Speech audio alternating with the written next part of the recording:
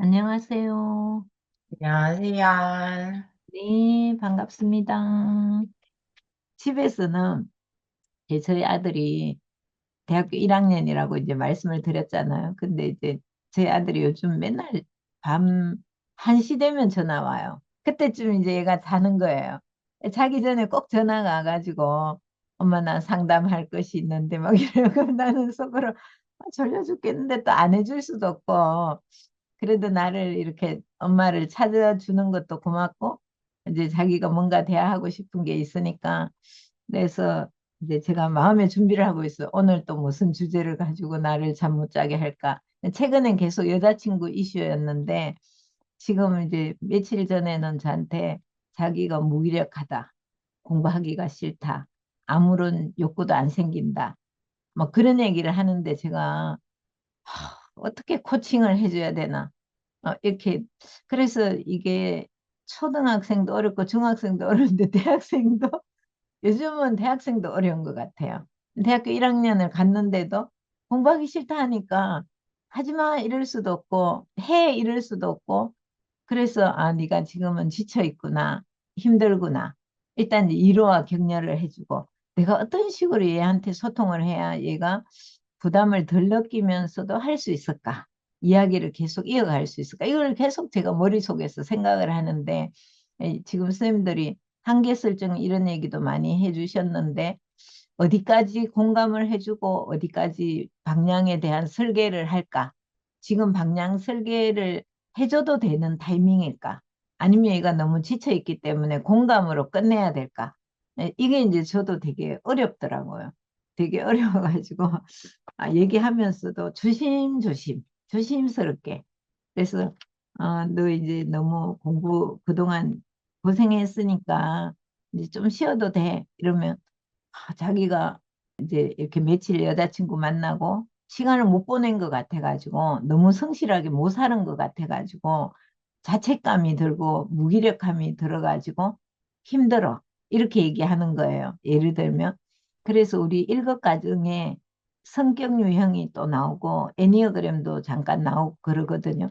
그래서 선생님들이 이제 그런 것들에 대한 이슈가 있을 때 내 방식대로만 하면 안 된다는 거죠. 왜냐하면 저희 아들은 애니어그램 3번이거든요. 3번 유형은 성취주의자예요. 그러니까 얘가 자기는 뭔가 성취를 해야 되는데 하기는 싫은 거예요. 하기는 싫고 또 그러니까 하기 싫으니까 여자친구하고 만나서 놀고 하니까 뭔가 진도는 안 나간 것 같고 진도 안 나가니까 좀 실패감이 생기는 거고 그러니까 무기력하게 되고 뭐 이런 것들이 이제 막 반복되는 거죠. 그래서 자기 성찰은 있는데 하기 싫어하니까 어디까지 개입해줘야 되지? 이런 것들이 이제 그 자녀가 커도 계속 이제 그러나 제가 제일 그래도 감사하게 느끼는 거는 만약에 내가 중간에 얘하고 계속 소통을 잘 못했다면 대학교 1학년이 된 지금 시점에는 입을 닫을 수도 있잖아요. 아예 엄마하고 상담하려고 생각 안 하고 새벽 1시 반에 나 이런 무기력하고 힘들다 이런 얘기 안 할 수 있죠. 그죠? 그러니까 그런 걸 하는 것 자체만 해도 너무 감사한 거죠. 그래서 제가 생각할 때 이제 우리가 부모 코치인데 저도 아직 진짜 한 30대 중반 넘으니까 우리 딸은 코칭을 한다기보다 그냥 놀아주는 수다거리의 이슈. 그래 제가 바빠요. 30대 중반 딸내미 전화 오면 1시간 동안 통화해야 되고, 아들내미 전화 오면 상담해줘야 되고, 막 내가 부모로서도 이 둘이도 막 교대로 하는데도, 그러니까 참 기쁘지만, 또 한편으로 참 바쁘다, 나도. 야, 바쁘구나, 이런 생각이 드는데, 되게 감사하죠, 그죠? 그래서 우리 구명희 쌤도 시간이 점점 많이 카톡 보내시고, 아들한테. 격려 응원의 메시지 막 그러면 이제 어느 순간에 또 힘들면 뭐 이야기 또 할 수도 있고 그러지 않을까 그런 생각이 듭니다.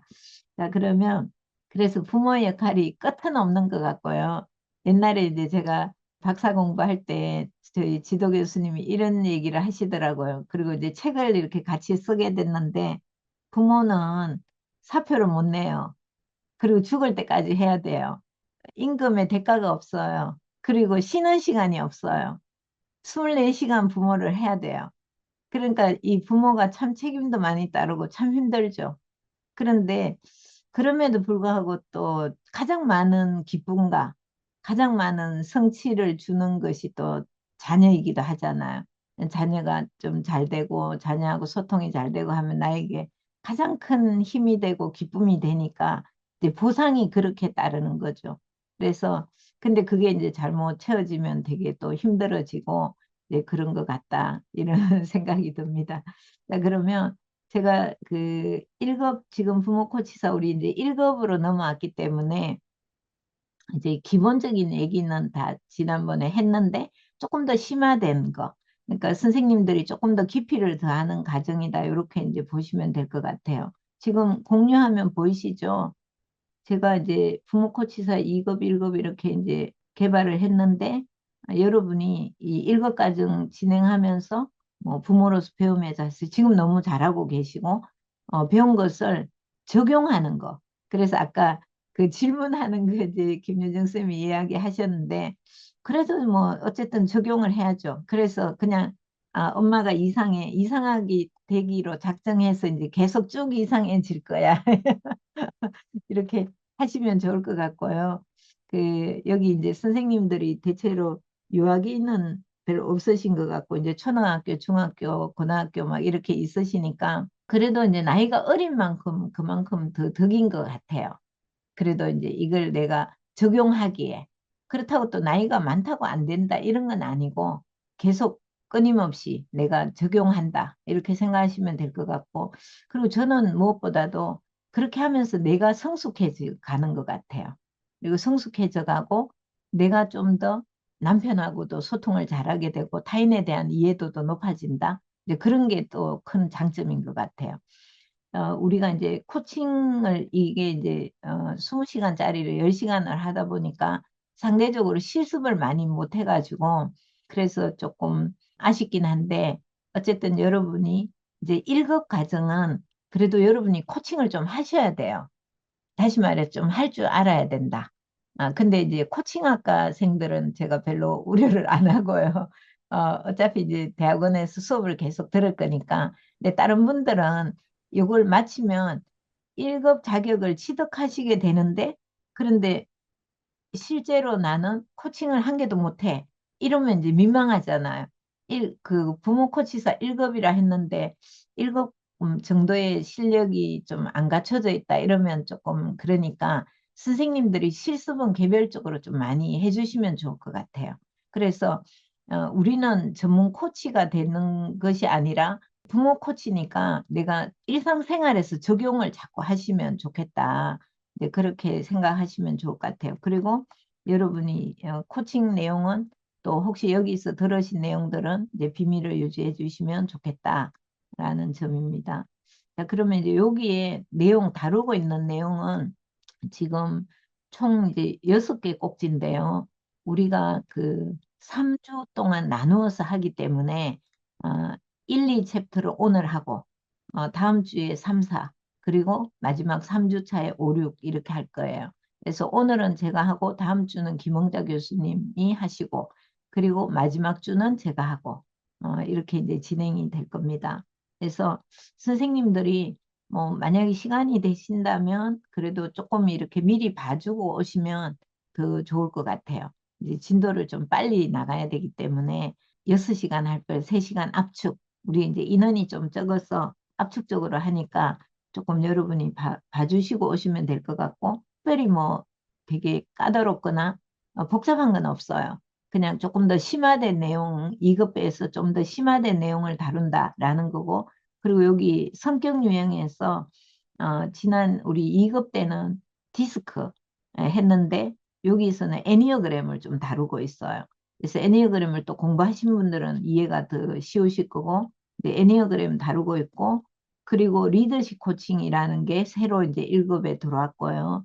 이제 좀 어떻게 코칭을 하는데 리더십을 발휘해서 코칭할 거냐라는 거고, 부모가 좀 리더십을 발휘해 줘야 되겠죠. 정말 리더다운 부모.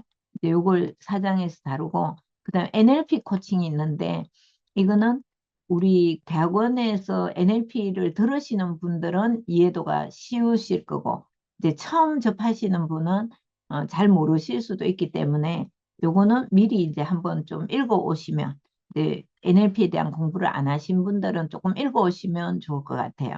아, NLP가 어떤 건가 그렇게 보시고, 요거는 이제 그냥 우리가 했던 그 경청 뭐 질문 요런 것들 기술들 여기다 이제 압축해 놨기 때문에 요거는 이제 이미 했던 거 조금 더 심화된다. 요렇게 이제 보시면 될 것 같습니다. 자, 그러면 이제 챕터 1은 자녀 발달 단계에 대한 부모 역할인데요.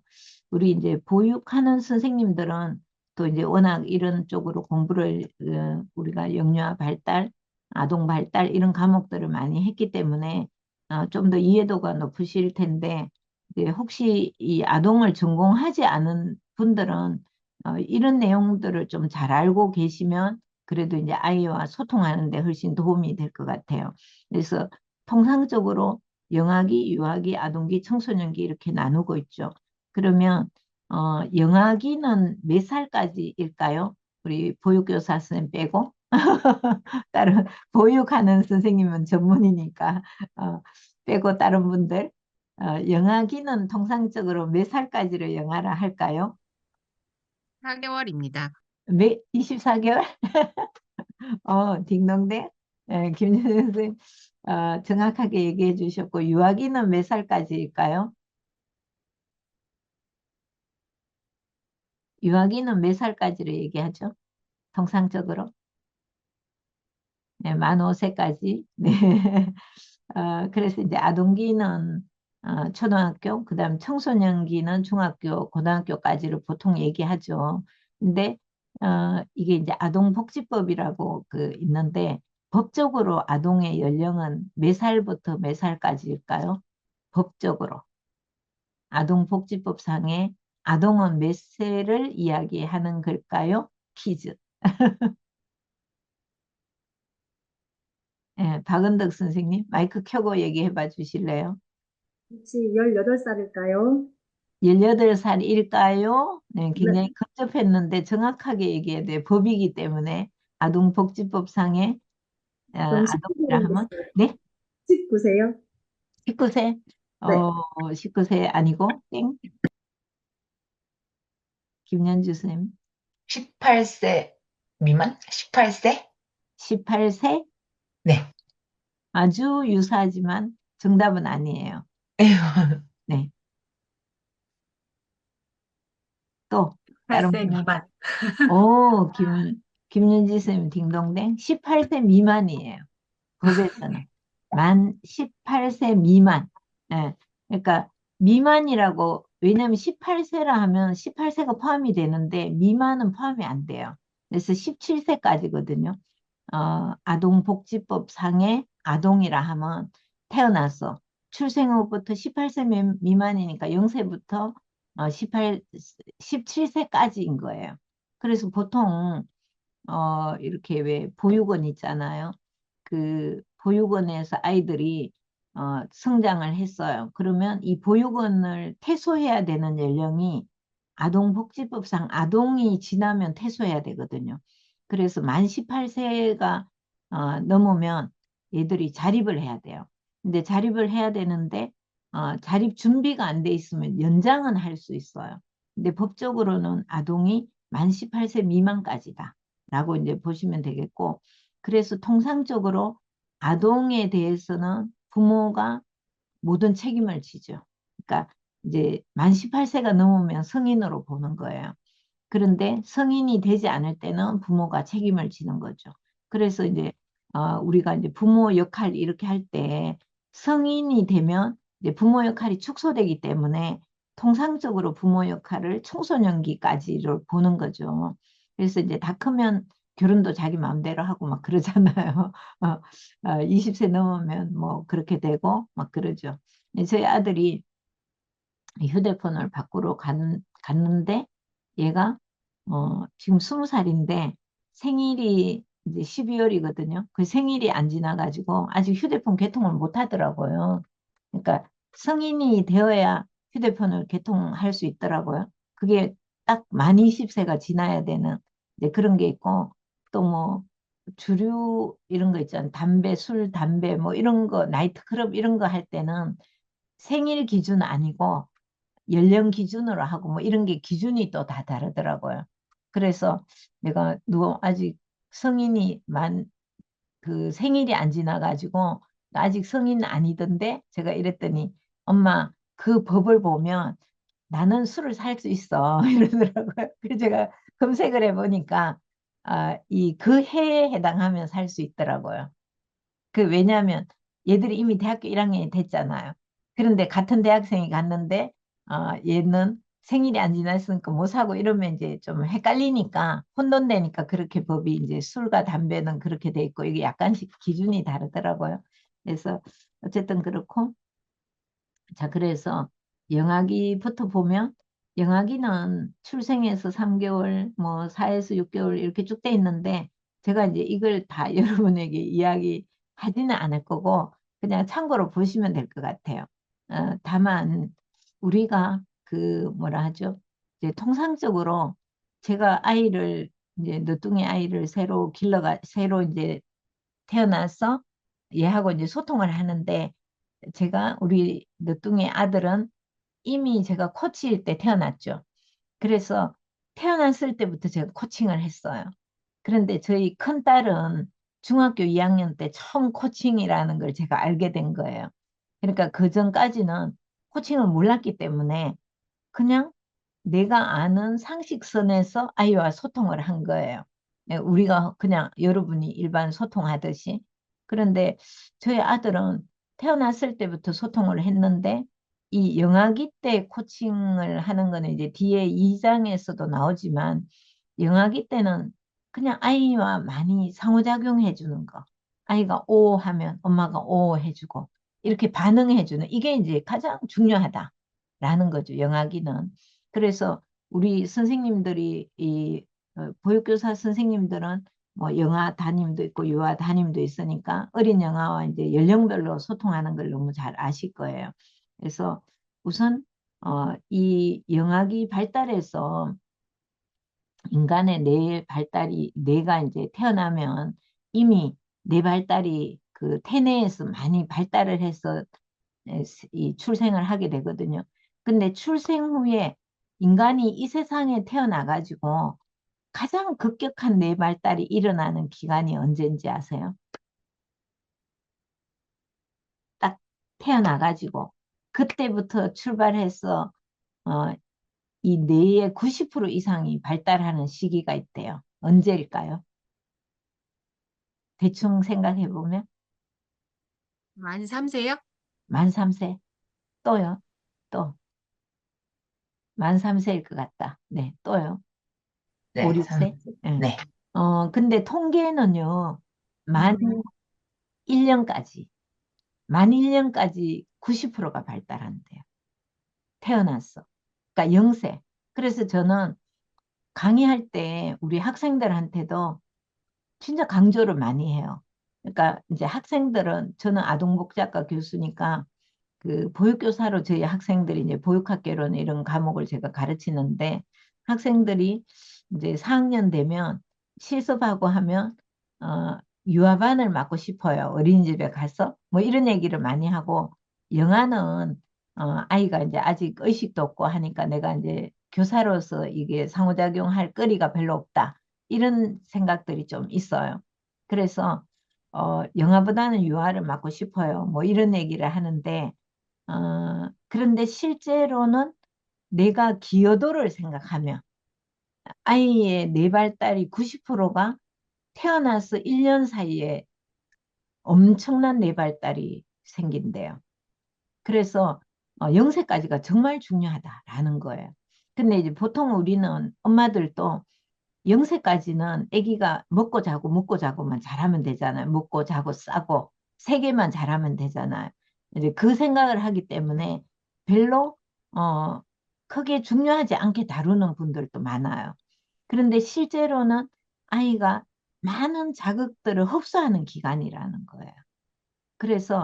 그래서 왜 어떤 엄마들은 막 태어났을 때부터 뭐 그 애국어 있잖아요. 막 불어 뭐 영어 이런 막 테이프도 틀어주고 막 요즘은 테이프이 아니죠. 어쨌든 유튜브를 틀어주는지는 모르겠지만 아, 그렇게 한다고 하는데 이게 이제 예전에는 언어 발달도 그렇게 하면 아이가 언어 발달이 오히려 느려진다. 이중 언어를 하게 되면 느려진다 이랬거든요. 근데 요즘 연구 결과는 뭐냐면 이중 언어를 쓰면 언어 발달이 더 빨라진다. 이런 결과들이 많이 나오고 있어요. 그래서 우리 너무 어릴 때 영어 교육시키고 이런 건 이제 지금 영어 유치원 반대하고 막 이런 거 나오거든요. 나오는데 어쨌든 아이들의 뇌는 굉장히 어릴 때일수록 흡수도가 빠르다는 거죠. 근데 이제 다만 티는 안 나요. 그래서 이제 여러분이 생각하실 거는 그러면 우리 애는 이미 초등학생이고 중학생이고 고등학생이니까 너무 늦었네 이런 생각이 드시겠지만 그러나 우리의 뇌는 어, 죽을 때까지 계속 발전을 한대요. 그래서 이제 우리가 성인들도 치매 안 걸리려면 계속 뇌 활동을 하라 하잖아요. 그러니까 우리 뇌는 죽을 때까지 계속 이게 이제 어, 발달은 되는데 다만 발달의 폭이 우리가 신체 발달만 보면 딱 알잖아요. 신체 발달이 청소년기 끝나면 뭐 여러분 한 20살 이후에 신발 사이즈 달라지신 분 계세요? 한 20살 이후에 신발 사이즈 안 달라지잖아요. 그런 것처럼 이 급격한 변화는 별로 없다는 거, 드라마틱한 어떤 변화는 별로 없다라는 건데 포기할 필요는 없지만 그래서 이 영아기는 정말 중요하다. 근데 영아기에 못했으면 아동기에라도 해야 되고 아동기 못했으면 중고등학교라도 해야 되고 이제 그렇게 생각하시면 되겠다라는 거죠. 그리고 이제 12개월에서 18개월, 이렇게 뭐 이야기하는 거 좋아하고, 울지 않고 몇 개의 단어를 이용하고, 그 다음에 24개월까지.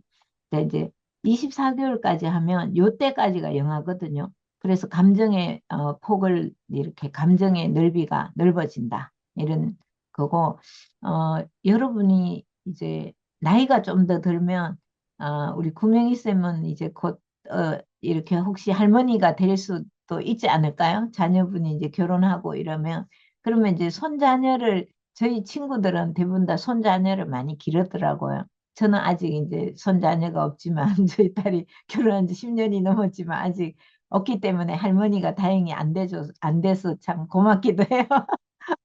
왠지 심리적으로 할머니가 됐다면 되게 귀엽고 너무 기대가 되는데도 또 한편으로 그런데 이제 그러면 우리는 아직 젊었기 때문에 내가 이제 아이를 다시 돌본다면 되게 그런 내용들도 많이 알고 있으면 되게 좋겠다. 이런 생각도 저는 좀 하거든요. 그래서 24개월이 되면 아이가 감정의 넓은 범주, 감정의 폭이 넓어진다. 라고 이제 보시면 될 것 같아요. 그래서 이때 이제 영유아기는 주로 양육자죠. 양육자고 기본적 신뢰감 형성자, 자극자, 상호 발달 촉진자로서의 역할을 하게 돼요. 그래서 이런 역할을 하는데 혹시 이제 그래도 우리 그 이제 보육하는 선생님들이 생각할 때 이게 혹시 박은덕 선생님은 영아반 담임이 어떤 담임이 있어요? 영아반인가 유아반인가요? 저는 영세반 아, 담임입니다. 영세반. 오, 영세반. 네, 아주 중요한 역할을 하시네요. 제가 아까 네 발달의 네, 90%를 차지한다고 해서 네. 막중한 책임을 안고 있습니다. 아, 네네. 그러니까, 그냥 아이는 먹고 자고 아무 생각 안 하는 것 같지만 진짜 중요한 역할을 하고 있는 거죠. 근데 이때 이제 부모가 어떤 역할을 좀 많이 해주면 좋을 것 같아요. 선생님이 이렇게 아기를 돌보면서 느끼시는 거는. 저는 우선 그래도 가장 기본적으로 된 정서적 안정감이요. 부모가 충분하게 내 아이를 지지하고 있다는 믿음이 아이한테 가장 필요한 것 같아요. 음. 네. 정말 저는 그게 정말 제일 중요하다고 생각해요. 정말 제일 중요하다. 정서적 안정감. 네. 그래서, 여기 보시면 양육자 또 기본적 신뢰감. 그래서 이때 이제 시간을 많이 보내고, 그런데 이게 기본적 신뢰감 형성자인데, 내가 영유아기에 잘 못했으면 아동기에도 기본적 신뢰감을 줘야 돼요. 아동기에도 줘야 되고 청소년기에도 우리 엄마는 믿을만 해. 이런 게 돼야 되는데 그게 형성이 안 되면 가장 기초가 흔들리게 되는 거죠. 그래서 양육자의 역할은 점차적으로 줄어들긴 하지만 사실 우리 한국 문화에서는 그래도 고등학교 졸업할 때까지 우리 집을 독립하기 전까지 우리가 밥도 차려주고 식사도 챙겨주고 옷도 뭐 빨아주고 다 하죠. 그러니까 우리는 양육자의 역할이 굉장히 많은 것 같아요. 보통 이렇게 왜 미국은 뭐 대학교만 졸업해도 대학교 졸업이 아니죠. 고등학교만 졸업하면 끝이잖아요. 그래서 저희 딸도 맨날 그 얘기를 해요. 그 엄마 나는 다행히 이제 저희 딸이 로스쿨 졸업해서 이제 지금 변호사 역할을 한다 했잖아요. 근데 얘가 맨날 그러는 거예요. 자기가 너무 힘드니까 이제 그만둘까 하는데 그래도 2주에 한 번씩 돈을 주니까 딱 받으면 이제 한 일주일 지나면 그만 때리쳐야지 하다가 그 다음에 이제 일주일이 지나면 월급이 딱 들어오니까 다시 그 돈 때문에 다시 또 딱 앉아 있다가 또 일주일 지나면 진짜 너무 힘드니까 때리쳐야지 하다가 그런데요. 그런데 저희 딸이 얘기가 근데 엄마 나는 그래도 엄마가 돈을 다 대줘가지고 이제 이게 대출이 없지만 미국에 자기가 같이 근무하는 아이들의 99%는 다 대출금이 있대요. 그래서 그 돈을 갚아야 되기 때문에 직장을 그만둘 수가 없다고. 그러니까 문화가 다른 거죠, 문화가. 문화가 다르고 제가 스페인에 갔는데도 다 그냥 고등학교 졸업하면 다 그냥 땡이래요. 그래서 그냥 대학을 가든 안 가든 자기가 다 독립해서 돈 벌어가지고. 그러니까 우리 한국은 그런 문화가 아니고 우리는 결혼까지 다 시켜야 되잖아요. 그러니까 우리의 양육자의 역할은 진짜 깊은 것 같아요. 근데 이제 서서히 아이에게 이제 그런 것들을 어쨌든 책임감 이런 것들을 좀 해줘야 되는데 어쨌든 그렇고 요거 저는 이제 영아기 부모는 이게 정말 중요한 것 같아요. 자극자. 그래서 아까 영세는 아무 일도 안 해도 되는 것 같지만 많은 자극을 주는 거죠. 그래서 그걸 이제 우리가 뭐 신체적으로 이렇게 뭐 뭔가 이제 손으로 이렇게 손 동작을 통해서도 자극을 줄 수도 있고 아이가 이제 민감성이 높아지고 이런 이제 자극, 상호작용하면서 자꾸 상호성 발달 촉진자 이런 역할들이 되게 중요하다. 이렇게 이제 보시면 될 것 같아요. 때 전 너무 좋았었고, 이런 기회가 주어진 거가 너무 좋았었거든요. 그래서 꼭 1급 하면은, 또 도전해보고 싶다, 이런 생각이 있었고, 저는 초등학교 5학년이랑 초등학교 3학년 형제를 키우고 있어요. 그러다 보니까 제가 처음에 2급 수업을 들어갔을 때 교수님께서 코칭과 티칭은 다르다고 말씀을 하셨거든요. 그래서 저는 사실 그거에 대한 개념조차도 정리가 안 되어 있었는데, 수업 중에는, 코칭이 뭔지 알겠더라고요. 그래서 집에 와서 적용을 해보자 했는데, 사실 번번이 실패하기는 했어요. 음. 근데 이제 2급, 수료하고 난 다음에 공백 동안 계속 배운 거를 써야지, 나도 적용해야지 하는데, 계속 티칭으로 넘어가더라고요. 음, 그래서 사실 티칭은 약간 학부모의 역할이 크면 이제 코칭은 이제 좀 더 엄마의 역할인 것 같은데 제가 거기에서 조금 많이 혼란스러운 것 같아요. 그래서 1급을 계기로 해서 더 많이 배우고 어, 교수님처럼 아들과 소통할 수 있는 그런 부모가 되고 싶다는 꿈이 있습니다. 네. 반갑습니다. 네. 네. 어, 그래도 저기 함께 해주셔서 너무 반갑고요. 얼굴을 또 보게 돼서 반갑습니다. 그, 아무래도 이제 훈련이 좀 필요하니까 또 1급 하시면 더 잘 익숙해지지 않을까 싶네요. 그리고 아까 우리 조금 늦게 온 박은미 선생님, 우리 또 다른 분들도 계시니까 인사 한번 해주시고, 네, 해주세요. 안녕하세요. 수업 늦게 들어와서 죄송합니다, 교수님. 근데 제가 음, 사실은 코칭이란 과목을 대학원 들어가서 처음 들었는데 굉장히 들으면 들을수록 어려운 과목인 것 같아요. 그리고 코칭을 배움으로써 스스로 저를 좀 돌아보게 되고, 그리고 저는 책을 좀 많이 지금 열심히 보려고 노력을 하는데, 지난주에 저희가 2급 배웠잖아요. 2급에 보면은 63페이지에 부모 성찰의 질문이 있어요. 아, 네네. 그거를 여러 차례 제가 시도를 했는데, 어, 시도를 하면서 느낀 게 나는 과연 과거에 예, 좀 창피하더라고요. 예, 과거에 저는 부모로서 양육자로서 어떤 역할을 했고 잘했는지, 음, 예, 그리고 현재는 잘하고 있는지, 그리고 미래는 잘할 수 있을런지 이 세 가지가 의문이 계속 들더라고요. 그래서 교수님 강의 매번 듣고 또 이제 김은자 교수님 강의도 들으면서 스스로 먼저 셀프 코칭을 하면서 제가 이 과정을 과연 할 수 있을까? 이런 동기부여가 있었는데, 마침 또 좋은 기회가 있어서 일단 수업은 신청을 했는데, 솔직히 말씀드리면 지금 수업 들으면서도 의문이에요. 내가 과연 잘 할 수 있을까라는 의문이 들어요. 예. 물론 저희 아이한테도 그렇지만, 제가 가르치는 아이한테도 그렇고, 예. 그래서 배움에는 아직 많은 길이 많이 부족하다는 걸 느끼면서요. 또 한 가지 제가 느낀 거는 금방 교수님께서도 말씀하셨잖아요. 영아기 때부터 아이들이 발달 과정을 제가 살펴보면 저희 아이한테 제가 과연 좋은 부모로서 어떻게 해줬는지 그 부분을 세밀하게 좀 많이 제가 좀 성찰하는 시간을 가졌었거든요. 근데 굉장히 많이 미숙한 부모였더라고요. 지금 현재도 물론 그렇지만. 그래서 조금 더 지금은 이제 여유라는 그 단어를 계속 인식을 하고 말이 무게를 담아 조금 더 저희 아이한테 조심스럽게 다가가려고 노력을 하고 있습니다. 아, 네네. 감사합니다. 네. 어, 네. 우리는 이렇게 하면서 성장해 가는 거죠. 네.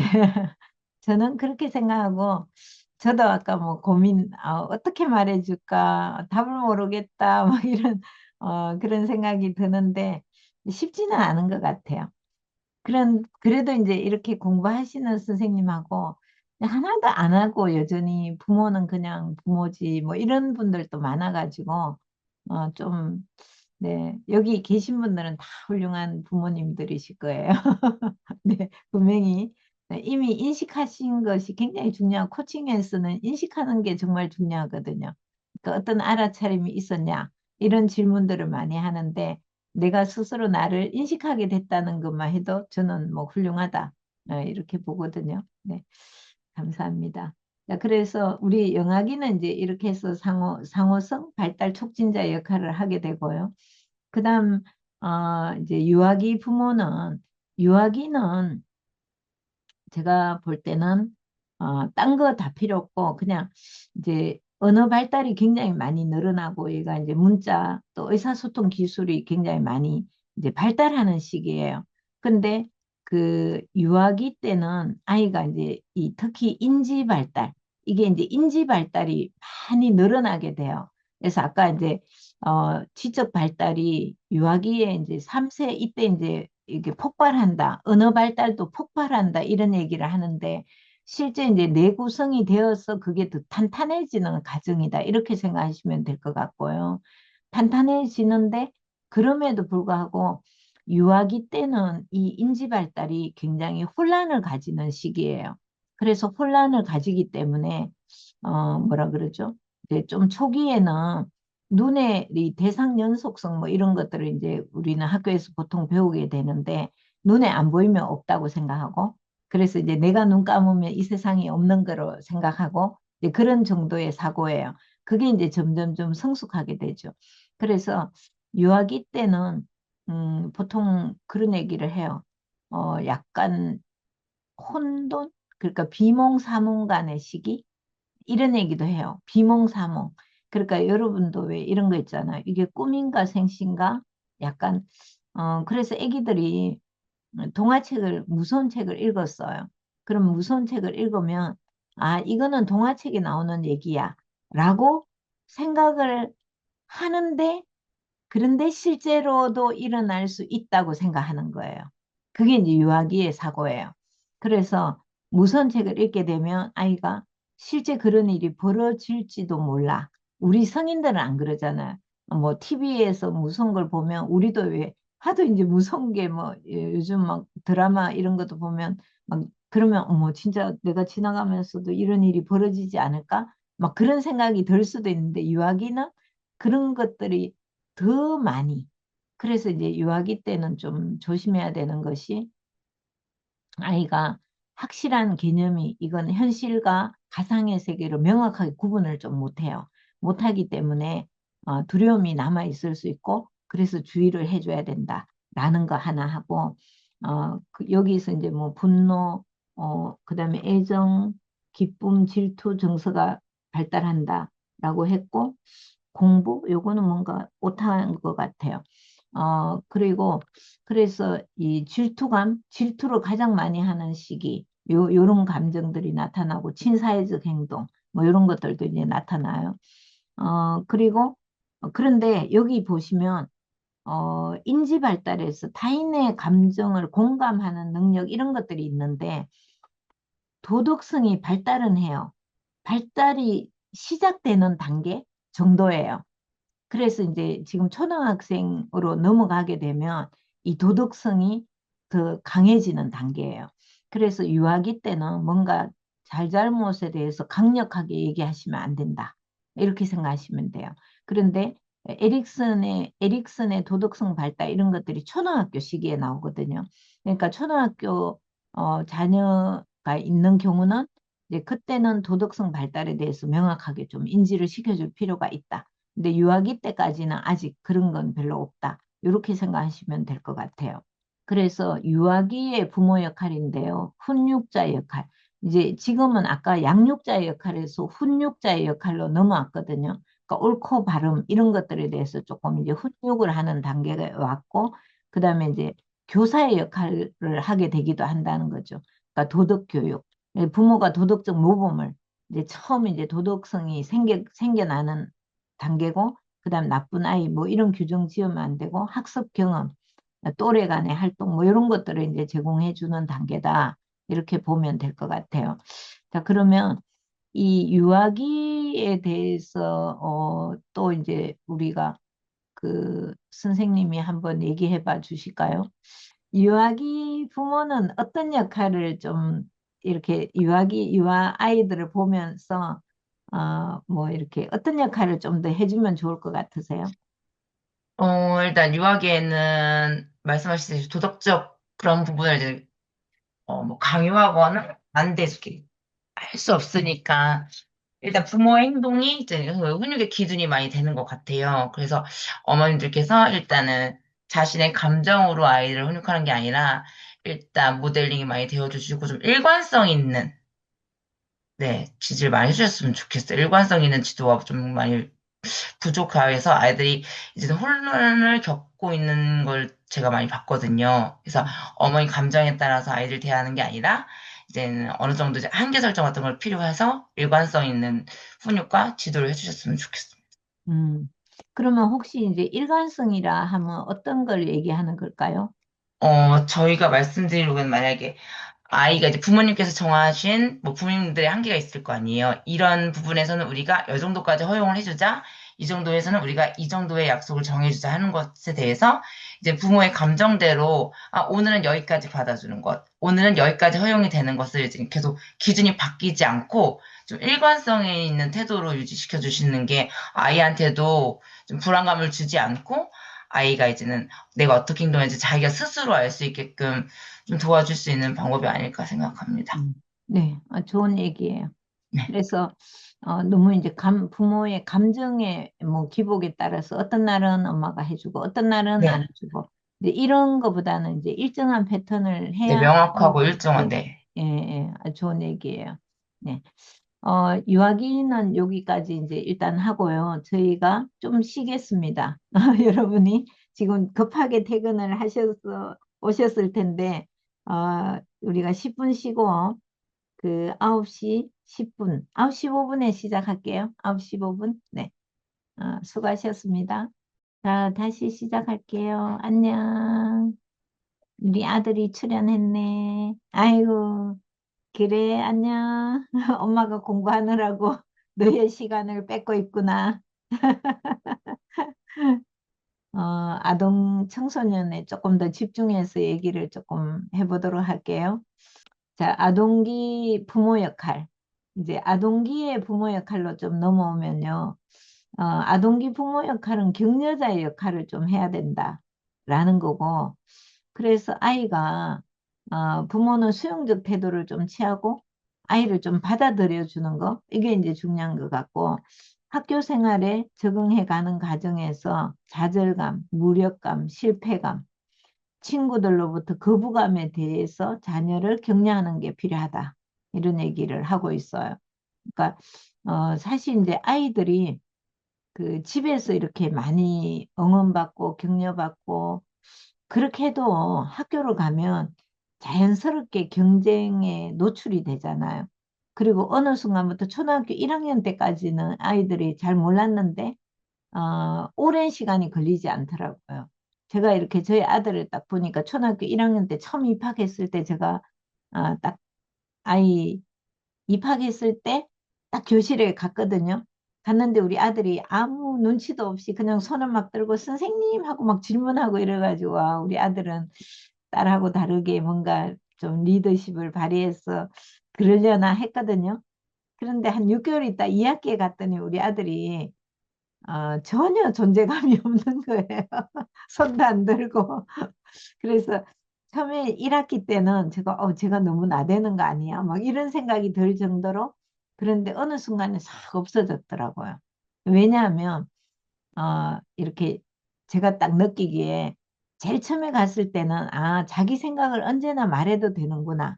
왜냐하면 엄마는 코칭으로 늘 넌 어떻게 생각해? 이거 어떻게 해야 될까? 뭐 어떤 게 좋을까? 이렇게 물어봤기 때문에 아이가 항상 대답하는 준비가 돼 있었는데 이 학교 가서 한 6개월 만에 그런 게 아니라는 거 아이가 알게 된 거죠. 그러니까 이제 더 이상 손도 안 들고 막 이렇게 되더라고요. 그게 긴 시간이 필요하지 않더라고요. 아이의 이 능동적인 것이 사라지는 데는 참으로 짧은 시간이 걸리더라라는 거고요. 그러면서 아이들이 많이 좌절감도 생기게 되고 무력감도 생기고 막 그런 것 같아요. 그리고 아이들은 어쨌든 이제 경쟁이라는 이 세계에 처음 나가게 돼가지고 1학년, 2학년, 3학년 거치면서 점차적으로 무력감, 실패감 이런 것들을 정말 많이 느끼게 되는 거 아닌가 이런 생각이 들어요. 그래서 이제 부모는 어쨌든 좀 많이 격려해주는 첫 번째 이제 그래서 아까 유아기는 훈육자라고 했잖아요. 근데 여기는 훈육이라는 말보다는 격려자가 제일 1번으로 나오고 있어요. 그래서 우선 아이들이 나가서 학교라는 사회에서 힘들다. 그러니까 격려를 많이 해주시면 좋겠고 응원을 많이 해주시면 좋을 것 같아요.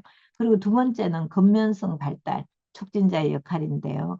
우리 아이가 이제 뭔가 성취감을 맛보고 자기가 근면성실하게 해야 되는 거, 거기서 이제 좀 바람직한 도덕성 이런 것들을 형성할 수 있고 긍정적 자아 개념이 형성되도록 그렇게 해주는 게 되게 중요하다. 그러기 위해서 학교도 이제 이렇게 딱 맞춰서 가야 되고 이런 것들을 이제 점차적으로 익숙해질 수 있도록 해주시면 좋을 것 같아요. 그리고 이제 학습 경험 제공자의 역할이에요. 그러니까 아이들이 다만 이제 이거는 사실 우리 부모님들이 못하는 거 아니고 너무 지나치게 잘하시는 것 같아요. 그래가지고 너무 많은 학습 경험을 제공하시려고 애쓰신다는 거. 어, 저는 이제 좀 그래서 우리 아이를 편하게 좀 해주면 좋겠다 이런 생각이 들고요. 지금도 저는 생각에 변화가 없는데 그 최근에 이제 저희 아들이 그런 얘기를 하더라고요. 그냥 제가 지난번에 수업할 때 얘기했던 것 같아요. 엄마가 그래도 나를 많이 믿어주니까 내가 공부를 좀 해야 되겠다는 생각이 들었다. 이런 얘기를 하더라고요. 근데 저희 딸 때는, 저희 딸이 공부를 되게 잘했지만 공부를 잘하게 된 가장 첫 번째 이유는 뭐였냐 하면 자기의 동기였어요. 그러니까 내가 학원을 갔더니 학원에서 나를 안 받아주더라. 이래가지고 저희 딸이 학원도 실력이 없으면 안 받아줘요. 큰 학원들은. 안 받아주니까 뭐지 이 상황? 내 마음대로 막 그냥 다니기 싫으면 끊어. 뭐 이런 게 아니고 못 들어가는구나. 거기서 애가 되게 자극을 받아가지고 내가 무시받으면 안 되겠다. 이런 생각 때문에 저희 딸은 공부를 좀 열심히 하게 됐어요. 중학교 때부터. 그래서 이제 제가 생각할 때 여러분이 이렇게 부모님들이 공부를 많이 시켜야 되겠다. 이 생각보다는 어떻게 하면 아이가 공부하려는 동기를 가질 수 있을까? 이거를 제공해 주는 게 저는 정말 중요한 것 같아요.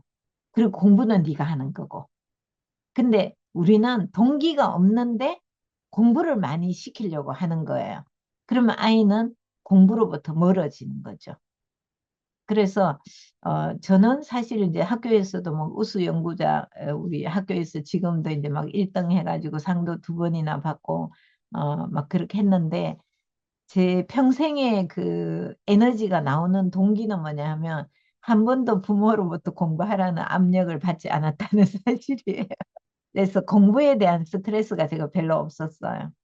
그래서 이제 그냥 하고 싶었어요. 이렇게 부모님의 강요에 의한 게 아니고 내가 뭔가 열심히 하는 모습을 보여주고 싶다. 이런 거 있잖아요. 그로 인해서 부모에게 인정받고 싶다. 이런 욕구가 되게 컸던 것 같아요. 근데 지금은 이제 부모에 대한 인정의 욕구보다는 조직에서 인정받고 싶다. 이런 욕구들이 있기 때문에 그냥 열심히 했던 것 같아요. 그래서 누구를 위해서가 아니라 자기 스스로 그냥 내가 좀 열심히 해야지. 이런 마음이 되게 중요한 것 같아요. 그런 마음을 이제 여러분이 좀 가질 수 있도록 옆에서 아이 그 대신 이제 이런 거는 하면 좋을 것 같아요. 저는 딱 이 얘기는 했어요. 아이에게 저희 큰아이 때는 얘가 이제 별명이 놀박사였어요. 근데 이제 왜 놀박사였냐면 놀이터에 처음 가서 끝까지 있는 아이. 그래서 이제 놀이터 박사인데 제가 놀박사라고 얘기를 했는데 놀이터에 처음 가서 끝까지 있는 아이니까 진짜 많이 놀았어요. 초등학교 때. 진짜 많이 놀았는데 자기가 저희 큰아이가 그래서 학교에서 아니 학원에서 자기가 원하는 학원에 못 가게 되니까 얘가 이제 좀 뭐지? 이상한? 뭐 그렇게 생각하면서 저한테 물었어요. 엄마 내가 원하는 내가 이 학원 괜찮은 것 같은데 못 다니니까 실력이 없다고 못 다니니까 내가 어떻게 해야 돼? 이렇게 물어보더라고요, 저희 딸이. 그래서 제가 네가 원하면 공부를 좀 하면 좋을 것 같아 이랬거든요. 그러니까 내가 언제 공부를 할지를 언제 내가 원하게 될까? 이렇게 물어보더라고요. 자기가 공부를 하는 마음이 언제 생기는지. 그래서 제가 그건 네가 정하는 거야. 제가 이랬어. 네가 정하는 거야 했더니 내가 정하는 거라고 이러더니 초등학교 6학년 때 그런 얘기를 저와 나눴어요. 그리고 중학교 1학년 때부터 공부하기 시작했어요. 그래서 중학교 1학년 때 서서히 이제 중간 정도에서 1학년 마치고 나니까 약간 이제 한 10등 정도, 뭐 30등 했다면 한 10등 정도 올라가고 중학교 2학년 올라가서는 한 5등 정도 올라가고 이렇게 그게 이제 성취감이 맛보지니까 내가 좀 할만하구나, 괜찮구나, 뭐 이런 것들을 점점 인식하게 되는 것 같았어요. 그러다 이제 중3 때 미국에 유학을 갔지만 갔는데 저희 딸이 미국에서 우리 미국은 고등학교 1학년이에요. 고등학교 1학년부터 고등학교 4년이거든요. 우리는 중3이고. 그래서 고등학교 1학년 때 가서 공부를 엄청 열심히 했는데 제가 한 말은 딱 그거였어요. 그냥 너무 너무 힘들지 않게 해. 그 정도만 해도 너무 훌륭해. 이 말밖에 안 했어요, 저는. 진짜로. 그냥 더 해. 이런 말을 한 번도 한 적이 없어요, 고등학교 때. 근데 저희 아이가 그랬어요. 엄마, 나 더 해야 돼. 이랬어요. 그래서 제가 나중에 졸업하고 나서, 이제 물어봤어요. 이제 수석으로 졸업했는데, 그 미국 아이들 200명 중에 한국 아이 5명 있었는데 전체에서 이제 0.2점 차이로 차석으로 졸업했어요. 그래서 한국 애를 수석으로 졸업시키지 않더라고요. 마지막에 이렇게 점수가 딱 이렇게 뭐라 그러죠? 이렇게 한국 아이가 처음 5명 입학했는데 그 학교에서 미국 아이 195명을 제끼고 어, 수석으로 졸업시키기 싫었나 봐요. 그래서 마지막에 이렇게 뭐 윤리인가 뭔가 해서 점수를 0.2점인가 뭐 이상하게 자기가 이렇게 됐다. 그래서 0.2점 차이로 차석으로 졸업하게 됐다 이런 얘기를 제가 들었는데 근데 늘 이제 전교 1등을 했어요. 근데 나중에 제가 물어봤어요. 너는 왜 그렇게 공부를 그렇게 집착하면서 열심히 했니? 했더니 내가 이 멀리 애국에 왔어. 고생하는데 좋은 학교 가야 되겠다. 좋은 결실을 맺어야 되겠다. 그런 생각을 자기가 했다. 이런 얘기를 하더라고요. 그러니까 자기 다짐이 제일 중요한 것 같아요. 그리고 이제 내가 그렇게 하기 위해서 엄마가 적극적으로 나를 스포트해 줬다. 그리고 엄마가 늘 응원해 줬다. 이런 얘기를 하더라고요. 그래서 그냥 저는 사실 뭐 잘했을 수도 아이가 이미 잘했기 때문에 그럴 수도 있는데 그냥 제 마음에는 외국에서 고생하니까 그냥 건강하게 지내기만 해도 괜찮겠다. 솔직히 제 마음은 딱 그거였어요. 그냥 안 아프고 잘 지내면 좋겠다. 그 유학도 본인이 원해서 갔어요. 그건 제가 이제 지난번에도 한번 말씀드렸죠. 그죠? 저희 책에도 나오고 자기가 이제 막 미국 학교 다 찾아가지고 100군데 메일 보내고 막 그렇게 해가지고 이제 한국에 없는데 자기가 찾아가서 그렇게 했단 말이에요. 그게 다 자기 주도성이잖아요. 그러니까 아이를 강제로 끌고 가는 거는 참 힘든 일인 것 같아요. 그래서 강제로 끌고 갈 이유는 전혀 없다. 그냥 네가 원하는 만큼 해도 돼. 이게 저는 정말 중요하다고 생각해요. 그게 특히 초등학교 때부터 형성이 되는 것 같아요. 그래서 저희 아들은 딸하고 또 다르게 초등학교 1학년 때 받아쓰기 선생님이 5문제 냈잖아요. 틀렸는 거 5개 써와 이러면 그 5개를 내가 생각할 때 5분 만에 해결할 거를 3시간을 끌고 안 하더라고요. 징징거리면서 막 힘들다고. 그러더니 결국 그것 때문에 망했지만, 네. 근데 그렇게 힘들어 하더라고요. 아기 때부터. 네, 힘들어 했는데, 근데 저는 뭐 그냥 그래서 그러면 네가 이거 안 써가면 어떻게 돼? 뭐 아기 때 제가 늘 그랬어요. 이거 안 써가면 어떻게 돼? 그러면 선생님한테 꾸중 들어. 그러면 어떻게 할까? 그러면 해야지. 뭐 이래요. 근데 해야 되는데 안 하고 있네? 이러면 그런데 하기 싫어. 막 이러고. 뭐, 그렇게 세월이 지난 것 같아요. 그래서 그러면 어느 만큼 할까? 이러면 반만 해갈래? 이러면, 그럼 반만 해가? 이러고 저는 이렇게 그냥 소통했어요. 왜냐하면 제일 제가 안 하려고 했던 게 뭐냐 하면 공부에 대한 거부감 안 생기게 하는 거. 그게 저의 가장 큰 미션이라 해야 되나? 공부의 재미를 느끼는 게 중요하잖아요. 그런데 이제 그 하기 싫어하는 거를 강요하면서 공부를 강제로 시키는 거, 그거는 아닌 것 같다. 네. 그런 생각이 드는 거죠. 그래서 어쨌든 여러분이 학습 경험 제공자를 하는데 환경을 조성해주고, 할 수 있는 환경을 조성해주는 거. 그래서 제가 이제 예전에도 퀴즈를 한번 낸 적이 있는데요. 우리 천호도서관에서는 근데 책이 많은 집하고 책을 열심히 읽어주는 집하고 어떤 집 아이가 공부를 더 잘할까요? 책 많은 집, 책 열심히 읽어주는 집, 네. 책 많은 집이요. 책 많은 집, 네. 어떤 이유로 책 많은 집 아이가 공부를 잘할까요? 주변에 있으니까 네. 심심하면 꺼내서 읽게 되고 이렇게 된다고 하셨던 것 같아요. 네, 네, 훌륭합니다. 공부를 되게 열심히 하셨어요. 네, 그래서 책을 많이 읽어주는 것도 당연히 사회정서 발달에 굉장히 도움이 되는데요. 그런데 이제 이게 책을 읽어주는 건 주로 이제 잠잘 때 엄마가 책 읽어주고 이런 걸 많이 하잖아요. 그러면 아이가 심리적으로 되게 안정감을 느끼고 하는데 인지 발달에는 책이 많은 집은 책을 장식용으로 갖다 놓을 수도 있지만 대부분은 실제로 책을 많이 읽는 집들이 책을 많이 갖다 놓게 된다는 거죠.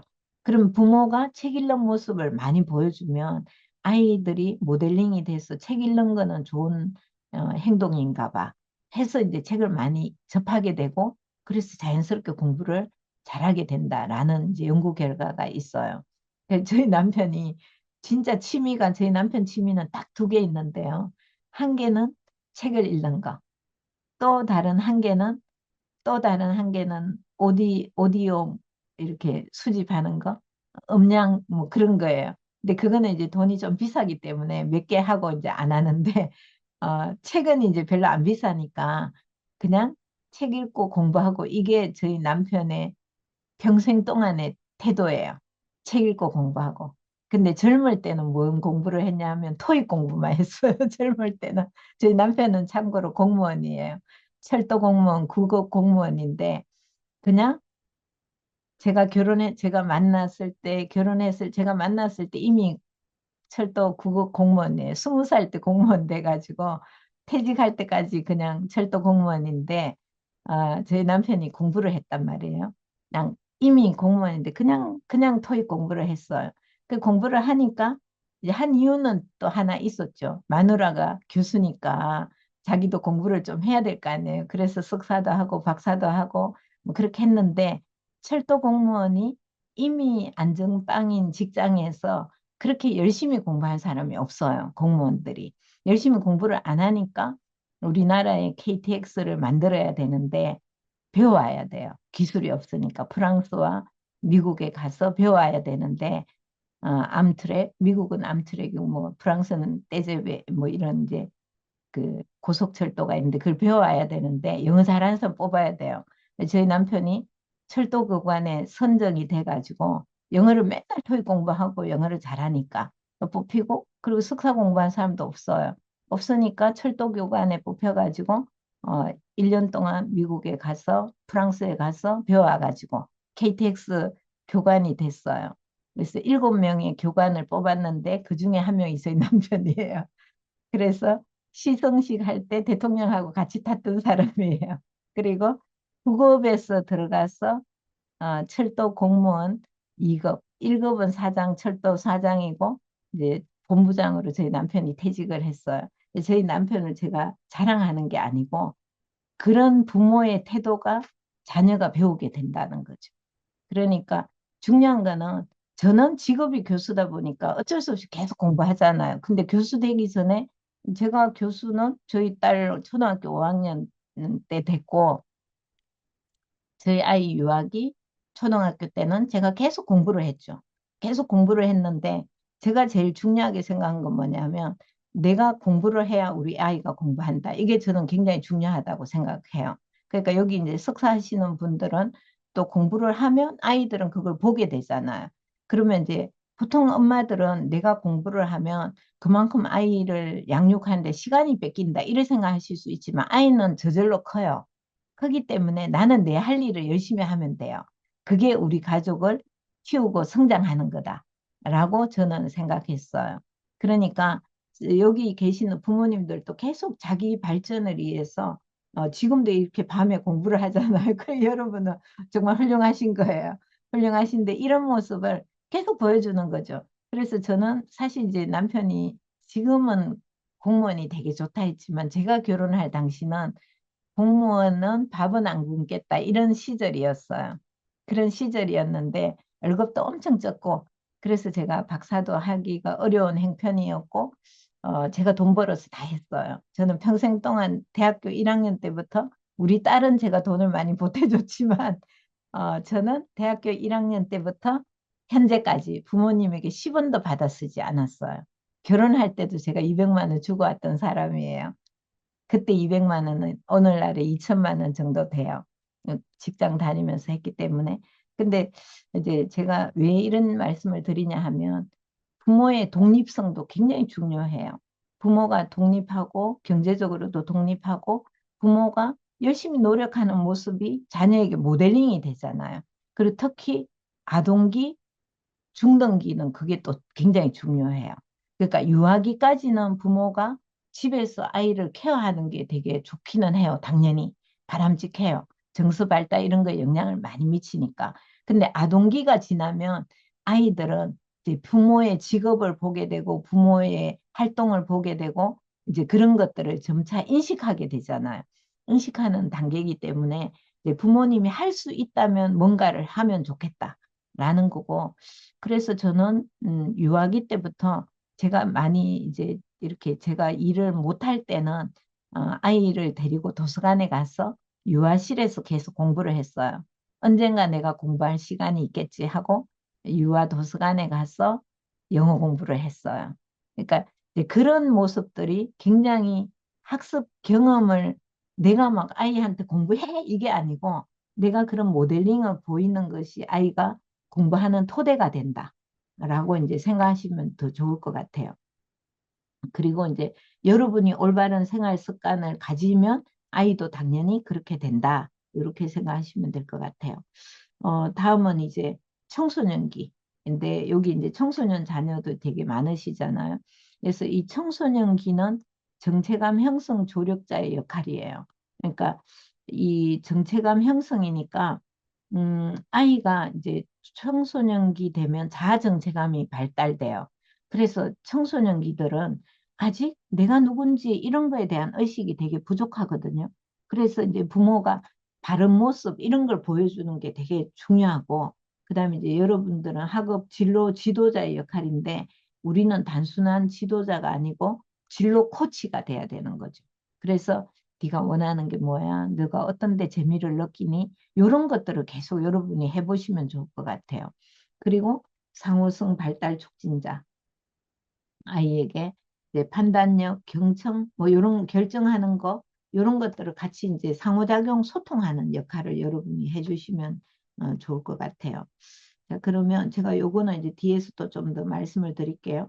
그다음 이제 챕터 2장으로 넘어가시면 부모 코칭, 자녀 발달 단계에 따른 부모의 코칭이 나오는데요. 이 중에 이제 부모 코칭 영아기, 유아기는 제가 좀 스킵을 할게요. 우리가 이제 시간이 지금 짧고 이미 이제 2급에서 좀 다뤘기 때문에 그리고 여기 영아기, 유아기가 없어서 제가 이제 조금 넘어가고 거기 보시면 부모 코칭 환경이 있어요. 근데 환경은 여러분이 우리 2급에서도 얘기는 좀 했지만 일단 이 생각을 하시면 좋을 것 같아요. 내가 코칭을 아이한테 하려고 하는데 우리 애가 되게 이 상황을 어색해하고 말을 내가 질문을 해도 대답을 안 한다. 그래도 괜찮다고 제가 말씀드렸죠. 대답 안 해도 돼요. 그냥 여러분 혼자 툭 던지셔도 돼요. 근데 그럴 때 어쨌든 여러분이 생각하시는 건 뭐냐면 코칭 환경인데 나의 의도가 중요해요. 그러니까 내 의도가 얘가 지금 시험 기간인데 게임만 하고 있네. 라고 내가 이제 생각을 하고 공부해야지 이 말을 질문으로 공부 어떻게 할래? 이러면 아이는 알아차려요. 공부 어떻게 할래? 이러면 공부하라는 뜻이잖아. 이렇게 딱 와요. 내가 부드럽게 얘기해도 너 공부 어떻게 할래? 이러면 알아서 공부할게. 뭐 예를 들어 이렇게 반응이 올 수도 있어요. 왜냐하면 의도가 공부하라는 의도가 이미 내포돼 있기 때문에. 그러면 이제 대화가 잘 안 돼요. 그래서 여러분이 어떤 상황에 대해서 마음을 열으셔야 돼요. 그 공부를 해도 되고 안 해도 돼. 근데 이 상황에 대해서 너는 어떻게 바라보니? 이런 열린 마음으로 얘기를 하셔야 돼요. 그러니까 이미 의도성을 가지고 예를 들어 우리가 뭐 사기꾼들이 의도성은 뭐예요? 꼬셔가지고 사기를 치는 게 의도잖아요. 그런데 엄청 잘해주잖아, 그죠? 엄청 잘해주고 거기에 꼬시키면 넘어가면 이제 사기를 당하는 게 되죠. 어, 근데 제가 뭐지? 넷플릭스 드라마 김부장 대기업 다니는 김부장 거기를 잠깐 어제 봤는데 막 그 뭐지? 퇴직금 다 날리는 사기 당하는 장면이 있었거든요. 뭔가 사기 당하겠구나. 이게 막 예측이 막 야, 저거 완전 사기 캔데 막 어, 근데 그런 건 다 의도를 가지고 하는 거잖아요. 상대가. 근데 여러분도 어떤 의도를 가지고 하시면 안 돼요. 그러니까 여러분은 사기꾼은 아니지만 자녀에게 내가 공부하게 만들어야 되겠어. 밥 먹게 만들어야 되겠어. 이따게 만들어야 이런 의도를 가지시지 마시고 그냥 당연히 물론 장기 목표는 당연히 공부하게 하는 거 목표 맞긴 맞아요. 그러나 대안은 대안은 굉장히 중립적으로 하셔야 돼요. 그러니까 나는 해도 되고 안 해도 돼. 이제 이런 마음으로 네가 시험 기간인데 어떻게 공부를 준비하려고 해? 그냥 하라는 뜻 아니에요. 그냥 되게 중립적으로. 그래서 나는 네가 좀 공부를 열심히 했으면 좋겠는데 내 의도 열심히 해서 우리 애가 잘 되면 의대를 가면 좋겠어. 이거는 엄마 의도일 수 있잖아요. 우리 아이는 의대 안 가고 싶은데 그런 건 안 돼요. 그러니까 그냥 진짜 네가 행복하게 잘 살면 좋겠어. 이런 의도. 이런 의도가 되게 중요해요. 의도. 그다음 두 번째는 여러분의 말은 간결하고 중립적이어야 돼요. 그러니까 길게 복잡하게 말하면 안 돼요. 내가 보니까 네가 지금 시험 기간인데 공부를 좀 안 하는 것 같아가지고 엄마가 염려가 돼가지고 그래서 게임을 좀 줄이면 좋을 것 같기도 한데 니는 어떻게 생각? 뭐 이러면 안 돼요. 그냥 간결하게. 시험 기간인데 어떻게 준비하고 있어? 지금 뭐 어떻게 되고 가고 있니?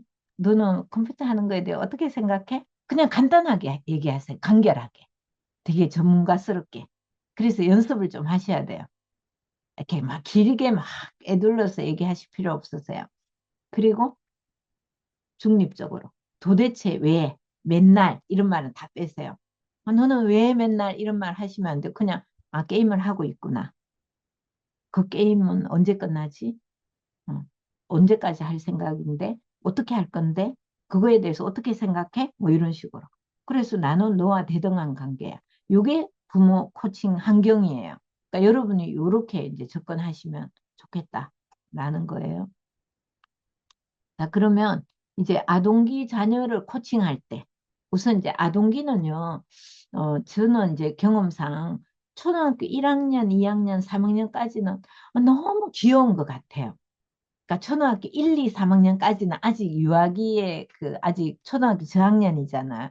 그러니까 이제 이렇게 여러분이 코칭을 해도 아이가 이제 예를 들어 저희 아이도 이랬어요. 돈가스를 많이 먹으면 어떻게 될 것 같아? 제가 이제 이렇게 물어요. 먹어도 되고 안 먹어도 되는데 아이한테 물으면 요즘 애들이 되게 똑똑하기 때문에 제 아이는 이랬어. 돈가스 먹으면 엄마 기름도 많고 지방도 많고 건강에 안 좋단 말이야. 그런데 내가 너무 먹고 싶은데 어떻게 하면 되지? 어떻게 하면 되지? 막 이러면서 어떻게 하면 되지? 어떻게 하면 되지? 왜 이러니까 제가 너무 귀여운 거예요. 그러면서 얘가 막 고민을 해요. 근데 그게 지금도 남아가지고 저희 아이는 지금도 그래요. 지금도 있잖아요. 밤 11시 되면 엄마 내가 치킨을 먹고 싶은데 밤 11시가 됐는데 지금 먹으면 안 될 것 같은데 어떡하지? 막 이래요. 그러면 제가 이래요. 그냥 먹고 싶으면 먹어. 이러면 안 돼. 내 건강이 해쳐진단 말이야. 지금 먹으면 안 될 것 같은데 그러다가 12시 반에 시켜요. 아니 그럼 진작 시키지. 그러다가 12시 반에 시켜요. 안 시키는 게 아니에요. 그러다가 결국 1시에 시켜요. 근데 나는 너무 놀라운 사실이 치킨집은 24시간 하는지 밤에도 하대요. 새벽 3시에도 하대요. 정말 놀랍더라고요. 그래가지고 그러면 그냥 10시에 시켜가 먹으면 되지. 뭐 하려고 고민을 하다. 그래도 이제 자기가 그런 고민을 하는 것 자체가, 그래, 제가, 그래. 그러면서 엄마, 나 오늘 또 실패했다, 이래요. 괜찮아. 네가 그런 고민을 통해서 너의 건강을 우려하고 있다는 것 자체가 훌륭한 거야. 엄마가 아는 선생님들이 내가 강의하면서 그런 얘기를 해줬더니, 어머, 교수님 아들은 그런 걱정도 하네요. 야, 대단한데요. 이런 얘기 하던데, 이러면 또 좋아가지고 있잖아요. 그랬나? 뭐 이러면서. 나는 나름 건강하네. 뭐 이런 거 있잖아. 그게 이제 초등학교 1학년 때부터 계속 여러분이 그러니까 돈가스 먹으면 안 돼. 오늘 치킨 너무 많이 먹었잖아. 그러면 뭐 건강에 안 좋아. 이런 말 하지 마시고 치킨은 몇 마리나 먹었을까? 우리가 한 달에 한 몇 마리 정도 먹어주면 좋을까? 네가 건강을 생각할 때는 어느 정도나 먹으면 좋을까? 뭐 이런 거를 자꾸 해주시는 게 좋은 것 같아요. 그러니까 내가 거절이 아니라 수용적 태도를 취하면서도 아이에게 뭔가 이렇게 실패감, 다 큰 애도, 나 오늘 또 망했잖아. 내가 그래, 결국은 치킨을 먹었잖아. 이래도 공감을 해주고, 여러분이. 그래, 그러면 왜 10시에 시키겠어? 먹으라 할 때 먹지. 그렇게 밤늦게 해가 소화도 안 되게. 이런 말 할 수 있죠. 저도 할 수 있어요. 아니, 이 약 먹을 거, 그러면 어차피 먹을 거 내가 10시 먹으라 했는데, 뭐 한다고 12시 반, 1시 되가 먹고, 그러면 언제 자냐? 당연히 그런 말이 나오죠. 언제 자냐? 그러면 늦게 자고, 그럼 또 늦게 일어나고, 그럼 너의 다음날 하루가 엉망이 되고, 이런 말이 속으로는 나올 수 있죠, 당연히. 그런데 저는 안 해요. 안 해요. 그것도 자기 판단이다. 그리고 네가 그 고민했다는 자체만 해도 너는 이미 알고 있다. 알고 있는데 내가 말할 필요가 없잖아요. 알고 있으니까. 근데 여러분은 이제 걱정되잖아요, 자꾸. 그러니까 걱정하지 말라는 거죠. 그러니까 아동기부터 걱정할 필요가 없어요. 그러면 부모가 너무, 그럴 때 여러분이 과도하다고 생각하면 제재하시면 돼요. 그래서 제가 한계 설정. 그런데 엄마가 볼 때, 너는, 이번 주는 아무리 봐도 이번에 세 개나, 세 마리나 먹었어. 제 초등학교 때 저희 아들이 진짜 치킨을 많이 먹었어요. 일일 일닭 했어요. 그래서 내가 우리 서연이 뱃속에는 초등학교 3학년 때까지 몇 마리의 닭이 들어가 있을까? 막 그런 얘기까지 했는데 계속 그런 거에 대해 대화를 나누는 거예요. 그냥 실패해도 괜찮으니까 대화 나누고 이런 거를 여러분이 계속 해주시면 좋겠고요. 그래서 스스로 방법을 찾아낼 수 있도록 질문하고 격려하고 이런 것들을 여러분이 해주시고 어쨌든 잠재력을 믿어보세요. 그래도 아이가 판단력이 있고, 그리고 엄마가 자꾸 이렇게 해주면 긍정적인 자아 개념이 생기는데, 제가 또 하나 느낀 거는, 그렇게 나는 격려해주고 지지해줬는데도 불구하고 아이는 스스로 실패감, 좌절감을 밖에서 다 배워와가지고 부정적인 자아상이 너무 크더라는 거예요. 왜냐하면 자기가 1등 할 수 없잖아요. 1등은 한 명밖에 없는데. 그러니까 늘 1등 아닌 아이들은 다 좌절감을 맛보고 다 못한다는 걸 느끼게 되니까 내가 아무리 긍정적으로 소통하고 코칭 방법으로 해도 밖에 나가면 혼나고 꾸중듣고 특히 학원 선생님들은 요즘 학원 선생님들은 진짜 세더라고요. 그래서 제가 정말 깜짝깜짝 놀랐는데 특히 중학교, 고등학교 가면 학원 선생님이 법이에요.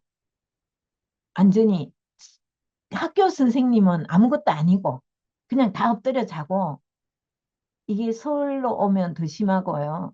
그런데 학원 선생 말은 아이들이 듣더라고요.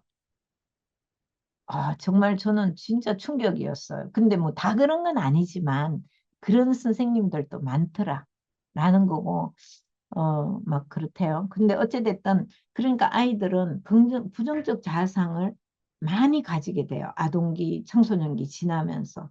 그러니까 집에서라도 괜찮아, 멋져. 이런 거를 계속 여러분이 해주시는 게 정말 중요한 것 같아요. 그러면서 요거를 해주시면 좋겠어요. 초등학교 때 관심 갖는 부분이 뭔지, 강점이 뭔지, 요거를 여러분이 자꾸 살펴보고 격려해 주시면 좋을 것 같아요. 왜냐하면 아이들이 진짜 이렇게 왜 TV에 나오는 그 뭐, 얘는 뭐 음악에 막 관심이 있어서 무조건 나 음악이야. 나는 무조건 이거야. 이런 애들은요, 진짜 1%도 안 되는 것 같아요. 99%의 아이들은 뭐 해야 될지를 몰라요. 꿈이 없어요. 대부분의 아이들은. 그리고 초등학교 때 꿈이 10번도 더 바뀌어요. 저희 아이도 뭐 처음에는 무슨 뭐 대통령 한다 했던가 하여튼 뭘 했다가 또 뭐 나중에는 뭘 건축가 한다 했다 뭐 한다 했다가 또 게임 개발자 한다 했다가 하여튼 한 10번도 더 바뀌었는데 이제 중학교 가니까 없대요, 꿈이. 그때부터 현재까지 없어요. 현재까지 없어요. 그러면 우리 아들은 왜 화학공학과를 갔냐? 그냥 성적에 따랐어. 그거예요. 그냥 일단 학교를 보죠. 수능 성적에 따라. 근데 이제 이과냐 문과냐 이건 정해지잖아요, 이미. 그럼 우리 아들은 수학을 잘하니까 그냥 수학 잘하니까 자기는 뭘 해야 될지는 모르지만 공대를 가야 되겠다. 이거 그래 공대만 넣은 거예요. 그냥 서울에 있는 좋은 학교 공대 모두 다. 성적 낮은데 학과 중에도 뭐 성적이 더 낮은 과도 있고 그걸 되면 가는 거예요. 그러니까 꿈이 없죠. 꿈이 없으니까 제가 막 물어보죠. 청소년 때부터 계속 물어봐요. 네가 원하는 건 어떤 거야? 어떤 삶을 원해? 몰라. 뭘 하고 싶은데? 몰라. 뭐가 재밌는데? 몰라. 다 모른대요. 그러니까 참 힘들어요. 참 힘든데 근데 대부분의 아이들 그렇다는 거죠. 그러니까 이제 뭐 성적 따라가고. 근데 그렇지 않고 아이가 하고 싶은 게 있으면 진짜 그건 키워줘야 돼요. 저는 정말 그렇게 생각해요. 이제 저희 딸이 진짜 원하는 게 있었거든요. 초등학교 때부터. 춤추고 노래하는 거. 춤추고 노래하는 거. 그런데 제가 여자아이니까 뭐 다 그러지. 초등학교 3학년 때부터 그랬거든요. 근데 다 그렇지. 그래서 뭐 여자 아이들 그 뭐 그런 거 있잖아요. 이름 핑클 뭐 이런 거 옛날에 이제 막 유명했. 그럼 뭐 그냥 원래 그런 거지. 저 이렇게 생각했어요. 그런데 중학교 때 뭐 이렇게 가야금 뭐지? 금운고 뭐 가야금 이런 걸 갑자기 배우더라고요. 그런데 가야금 병창대에 나가서 1등하고 막 이러더라고요. 그래도 뭐 그냥 그때 이제 갈림길이었어요. 그때. 근데 이제 결론은 그냥 우리는 예술을 잘 몰라가지고 그냥 공부하지 뭐 이렇게 간 거예요. 그래서 유학 갔는데 이것도 유학 갔는데도 미국에서 뭐 합창부에서 막 주 대표로 나가고 막 그랬어요.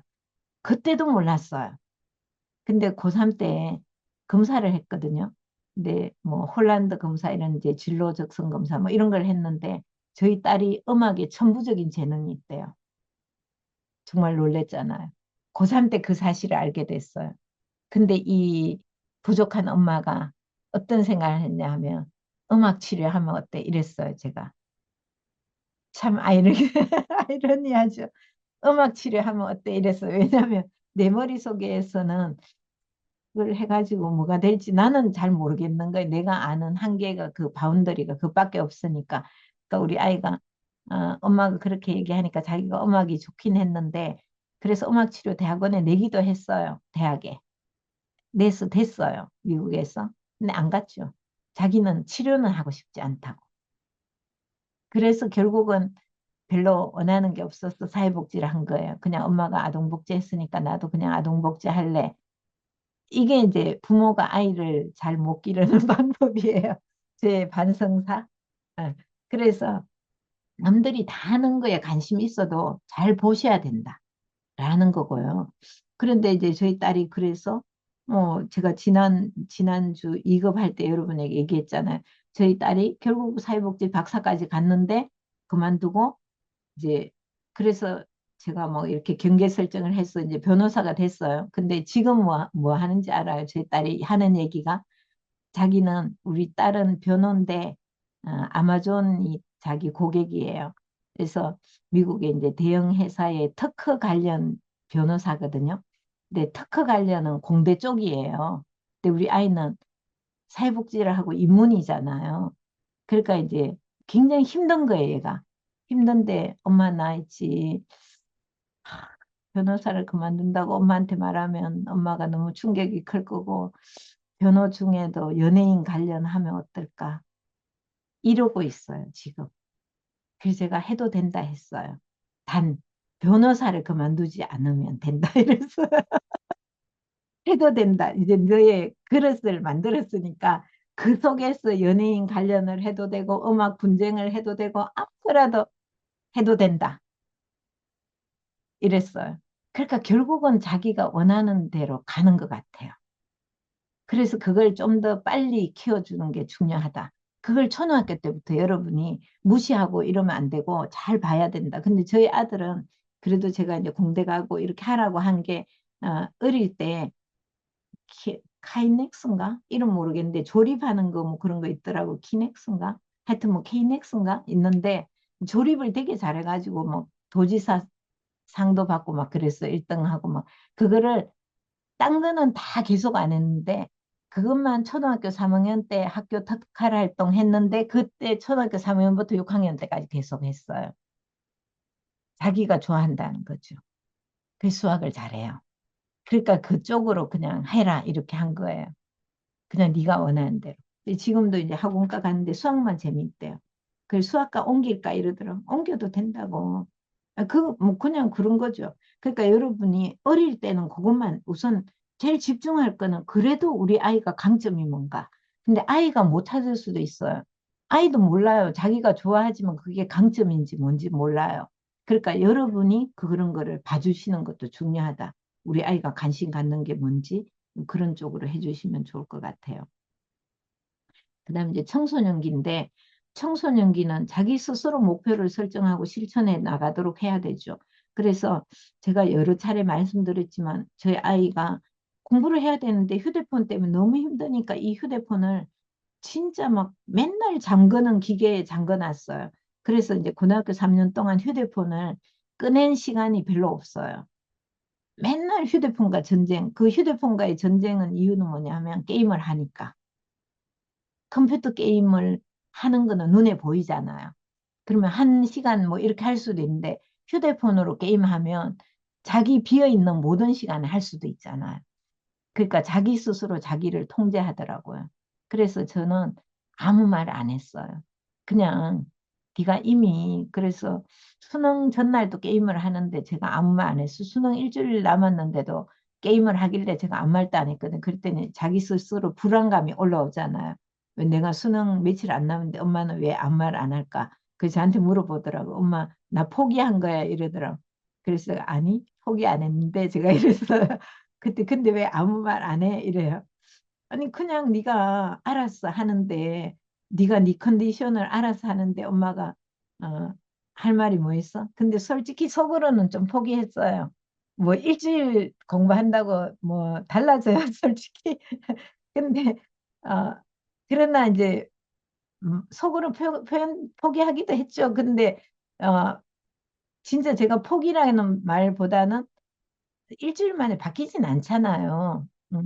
그러니까 그냥 뭐 3년 만에 결실 이런 것들이 나타나는데 그래도 마음으로는 마지막 순간까지 밤새서라도 해야지 이런 생각이 들죠, 솔직히.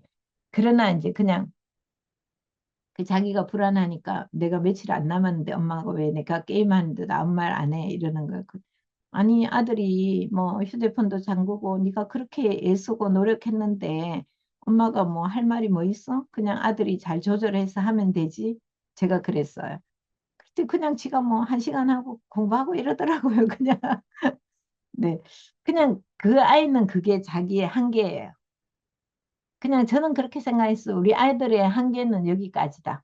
그래도 이만큼 해준 것도 진짜 대단하다. 네가 경희대 간 것도 진짜 훌륭하다. 저는 뭐 그렇게 생각했어요. 그냥 자기 각자 이제 자기의 그릇이 있잖아요. 그 공부도 그릇이 있고 사업 그릇도 있고 뭐 그런 것 같아요. 근데 저는 고등학교 때 공부를 잘 못했는데 끈기가 있는 것 같아요. 그리고 저는 책을 되게 열심히 읽었거든요.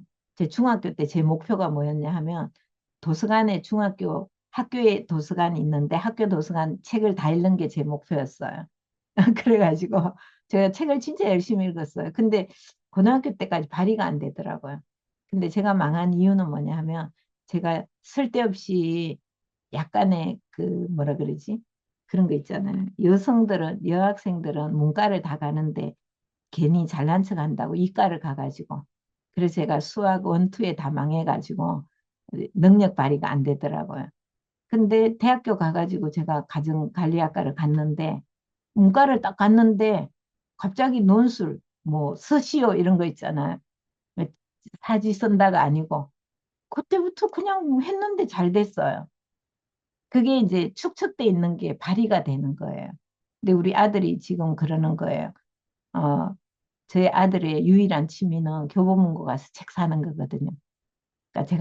그러니까 제가 피는 못 속이는구나 이 생각이 들고 서점에 돈 갖다 주는 건 아빠랑 아들이랑 똑같구나. 근데 이게 책이 막 쌓여 있는데 우리 아들이 다 읽는 건 아니에요. 그냥 내가 이거 다 읽었니 하면 아니 그냥 사는 재미로. 그런데도 책은 읽어요. 근데 그거를 국어로 발휘는 못해요. 국어를 못하니까 발휘는 못하는데 책은 읽어요. 읽는데 요즘 교양 수업으로 글쓰기를 듣는데 너무 재미있대요. 그러니까 아이들마다 이게 재능이 다른 것 같아요. 다른 것 같고 그래서 어쨌든 이제 청소년기는 여러분이 기다려 주시고 너무 아이를 몰아세우지 마라 라는 거고 못하면 못하는 대로 그냥 잘하면 잘하는 대로 그렇게 해주고 그냥 같이 맛있는 거 먹고 즐거운 시간 보내고 그러면 아이는 약간 이런 마음이 들 것 같아요. 그냥 엄마가 참 고맙네. 그럼 고마우니까 우리가 좋은 사람이 원하는 대로 해주고 싶잖아요. 남편이 너무 고마우면 잘해주고 싶잖아요. 남편이 미우면 안 해주고 싶잖아요. 그런 것처럼 엄마가 참 고맙네. 그러면 이제 아이가 하고 싶다 이런 마음이 들잖아요. 근데 엄마가 미워. 근데 그 미운 게 제가 이렇게 만나본 많은 부모님들이 유아기부터 형성되더라고요. 유아기부터 벌써 엄마가 밉다 이런 마음이 막 형성이 되더라고. 엄마가 너무 강압적이고 엄격하게 하면 아동기에 축적되고 중고등학교에 축적되면 관계가 점점 소원해지잖아. 그러면 아이는 동기가 별로 없잖아. 엄마가 원하는 걸 안 해야 되겠다는 마음이 생기잖아. 그러니까 여러분이 그냥 공부를 잘하게 해줘야 되겠다가 아니라 우리 아이가 즐겁게 해줘야 되겠다. 행복하게 해줘야 되겠다. 그래서 저는 아이가 게임을 하는데 이렇게 열심히 쳐다봐요. 게임 하지 마 이런 말 한 번도 안 하고 게임을 쳐다봐요. 그러면 우리 아이가 게임을 막 설명을 해줘요, 저한테. 근데 솔직히 나는 한 개도 몰라. 그런데도 얘가 나한테 설명을 해줘요. 그리고 어느 날은 막 수학 자기 되게 어려운 문제 갖고 와서 나한테 막 풀어준다고. 엄마 이거 풀어봐 이러면서 정말 정말 잘난 척을 뭐처럼 하는데 엄마가 한 개도 모르겠네 이러면 얘가 막 설명을 해주는 거예요. 그걸 듣고 있는 거예요. 그러니까 중요한 건 뭐냐면 근데 아빠는 게임에 일도 모르고 관심도 없고 게임은 나쁜 거야. 이렇게 딱 생각을 하는 거예요. 그러니까 아이가 아빠한테는 한마디도 안 하죠. 그리고 아빠는 게임은 무조건 나쁜 거야. 이렇게 생각하니까 소통 안 하잖아요. 근데 저는 알고 싶은 거예요. 아이가 저렇게 재미있어 하는 게임은 뭘까? 왜 저렇게 재미있어 할까? 어떤 방법일까? 제가 게임을 하지는 않지만, 그러니까 얘가 막 설명하는 거예요. 그리고 이거는 쉬운데 엄마도 한번 해볼래? 막 이러고, 그러면 제가, 네, 해볼까? 이러면 엉망이잖아요. 그러면 아이가, 거의 좌절, 엄마는 안 되는구나. 막 그런 게 중요하죠. 그러니까 저는 그냥 막 나무라고 이거보다 그냥 나는 너와 함께 하고 싶어. 이런 게 되게 중요하다. 그러니까 여러분도 그런 거를 해주세요. 그리고 이제 아이의 판단력 이런 거를 믿으시면 좋을 것 같아요. 그래서 이제 이 청소년과 소통하는데 왜 코칭이 필요하냐 하면 이거예요. 아이들은 정체성 형성과 자율성 추구의 시기예요. 그러니까 애들이 아직 정체성 형성이 안 돼 있어. 그런데다가 감정 조절이 안 돼요. 되게 충동적이에요. 그러니까 솔직히 우리가 중2가 무섭다 하잖아요. 정말 그 말이 딱 맞아요. 근데 고등학생만 돼도 약간의 자제력이 생기는 것 같아요. 근데 중2는 도덕성도 아직 명확하지 않고 자기 정체성도 명확하지 않고 뭐가 잘못됐는지도 잘 모르고 감정 조절도 안 되고 그런데 부모가 막 몰아세우면 진짜 힘든 거예요. 그리고 이제 애들이 또래 관계가 막 많이 늘어나게 되고 성인과의 관계의 권위에 대해서 저항하게 되고 근데 디지털 환경에 익숙해요. 부모는 그게 또 싫어요. 이런 것 때문에 되게 힘든 거예요. 그래서 이제 사춘기 뇌를 보면 이렇게 있는데 편도체가 있잖아요. 근데 편도체가 있는데 이 우리가 이제 아몬드 모양처럼 생긴 여기가 이제 편도체인데 이게 되게 이 감정 조절하고 그리고 이제 공포, 불안, 학습, 기억 뭐 이런 거를 수행하는 이제 중요한 역할을 하거든요. 중요한 역할을 하는데 이 감정 조절을 하는 편도체가 되게 민감해져 있는 거예요. 사춘기의 뇌는 엄청 민감해져 있어요. 편도체가 예민해요. 그래서 감정 조절이 잘 안 돼요. 그래서 10대의 뇌라는 책도 있고 그런 걸 보면 내가 나를 모른다. 그러니까 얘가 자기가 왜 그런지 몰라요. 그러니까 아이가 자기 자신이 왜 그런지 모르는데 우리가 어떻게 그 아이를 통제하겠어요. 그러니까 아이가 나쁜 게 아니라 아이 자신도 되게 그게 힘든 거예요. 그래서 이제 아이가 그러다 보니까 이게 편도체가 되게 막 예민해 있고 이러니까 분노감도 엄청 크고 그다음에 시기심도 엄청 크고 질투심도 크고 불안정서가 엄청 커요. 이제 이런 상황에 아이가 있는데 그런데 이거를 이제 얘가 뭔가 딱 영역 침범을 당하잖아요. 그러면 자기 영역에 침범을 당하면 팍 터지는 거예요. 그래서 이제 방어 기제가 막 생겨나는 거죠. 방어 기제가 생겨나게 돼요. 그래서 아이들은 이렇게 이제 영역이 딱 침해되면 자기 프라이버시를 침해한다. 이렇게 생각을 하는 거예요. 그리고 인격을 무시한다. 이런 생각이 딱 들기 때문에 여러분이 지금 이제 중학생, 고등학생을 둔 여러분 자녀들은 무조건 존중해 줘야 돼요. 그러니까 그만해 이러면 내 영역을 침범했다. 그러면 이제 감정이 팍 튀어오르는 거예요. 그리고 내가 알아서 할 텐데. 그러니까 아이가 뭐만 하면 알아서 해 이러잖아요. 내가 알아서 해. 뭐든지 말만 하면 알아서 해 이러잖아. 그러면 내가 속으로는 속이 터지잖아. 알아서 하기는 한 개도 안 알아서 하건지 뭔 맨날 말을 알아서 한다고. 그러니까 얘들은 침범 당하는 게 너무 싫거든요. 그러니까 여러분이 그냥 이걸 머릿속에 딱 생각하고 그냥 냅둔다. 존중한다. 그리고 혹시라도 얘기하려면 엄마가 말해도 될까? 엄마가 좀 엄마 생각을 얘기해도 돼? 이렇게 하셔야 돼요. 우리 좀 얘기 잠깐 할까? 그거에 대해서 얘기해도 될까? 엄마는 걱정이 되는데 너는 어떻게 생각해? 뭐 이런 식으로. 근데 이제 방문 딱 열고 게임 그만해. 이러면은 나는 얘를 좋게 하려고 했다 하지만 얘는 자기 영역이 침해됐다. 이렇게 생각하기 때문에 너무 싫은 거예요. 음. 그래서 여러분이 이제 하실 일은 이제 이 상황별 여기 이제 제가 예시를 좀 들어놨는데 예를 들어서 아이가 이제 뭐 공부를 좀 하게 하려면 목표 설정을 하고 싶게 하려면 1년 후에 어떤 모습이면 제일 만족스러울 것 같아? 내년에는 네가 어떤 모습이면 좋을 것 같아? 뭐 이런 식으로 좀 쉽게 풀어가지고 다음 학기에 네가 어떻게 되면 좋을 것 같아? 그 목표가 나한테는 왜 중요해? 뭐 이런 거 있잖아요. 예를 들어 나 엄마 프로게이머가 될 거야. 이런 꿈을 꾸는 애들이 되게 많아요. 특히 게임하는 애들은. 그러면 그게 나한테 왜 중요해? 이런 거를 물어보세요. 그게 나한테 어떤 의미야? 뭐 이런 거. 어, 저희 아들이 중학교? 중학교 2학년 때인가? 저한테 갑자기 뜬금없이 엄마 20만 원만 나 좀 줄 수 있을까? 이러더라고요. 뜬금없이. 그래서 20만 원이 왜 필요해? 했더니 엄마 내가 초등학교 때부터 중학교 때까지, 중학교 1학년 때까지 내가 정말 오랫동안 고민했는데 나는 래퍼가 되고 싶어 이러는 거예요. 그래서 제가 속으로 너무 뜬금없었는 거예요. 나는 살면서 우리 아들이 초등학교 때, 중학교 1학년 때까지 노래하는 걸 한 번도 들어본 적이 없는데 무슨 래퍼야. 하도 내가 그러면서 뭐 자기가 2년 동안 고민을 했는데 이러길래 속으로 진짜 뜬금없다. 이거 무슨 뭔 얘기지? 이런 생각이 들었는데 어쨌든 제가 네가 그렇게 오랫동안 고민을 했구나. 엄마가 정말 몰랐네. 했더니 자기가 진짜 고민했는데 래퍼를 하고 싶대요.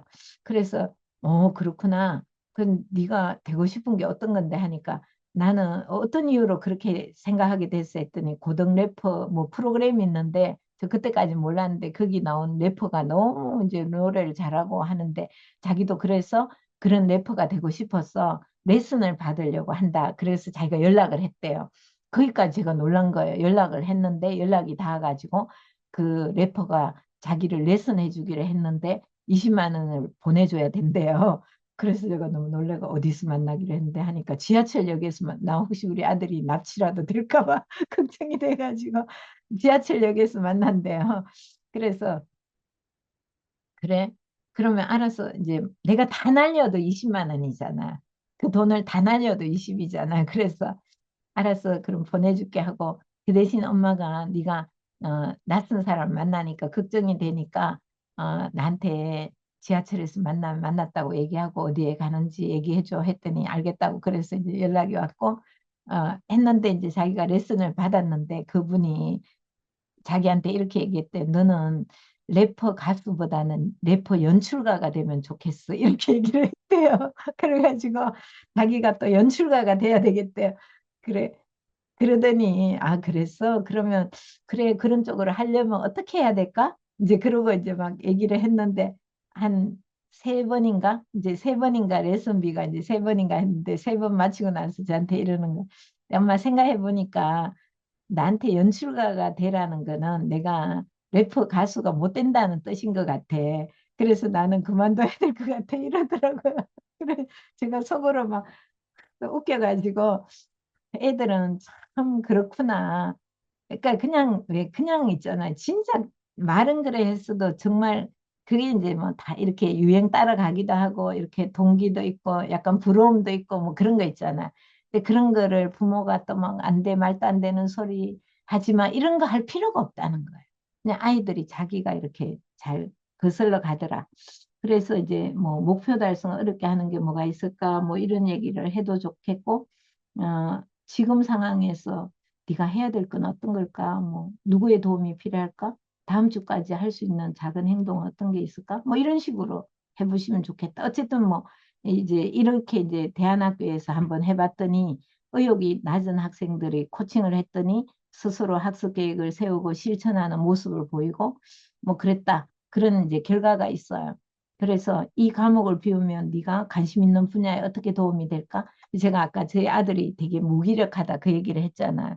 그래서 제가 이제 고민하다가 이제 막 격려를 해주고 아들 너는 고3 때까지 고생했으니까 지금 1학기까지도 되게 힘들었는데 1학기하고 지금 2학기를 비교하니까 네가 어떤 것 같아? 제가 이랬더니 당연히 1학기 때보다 지금 더 열심히 했지 이러더라고. 2학기에 더 열심히 했지. 그럼 잘 된 거 아니야? 그랬더니 그렇긴 하지 이러더라고요.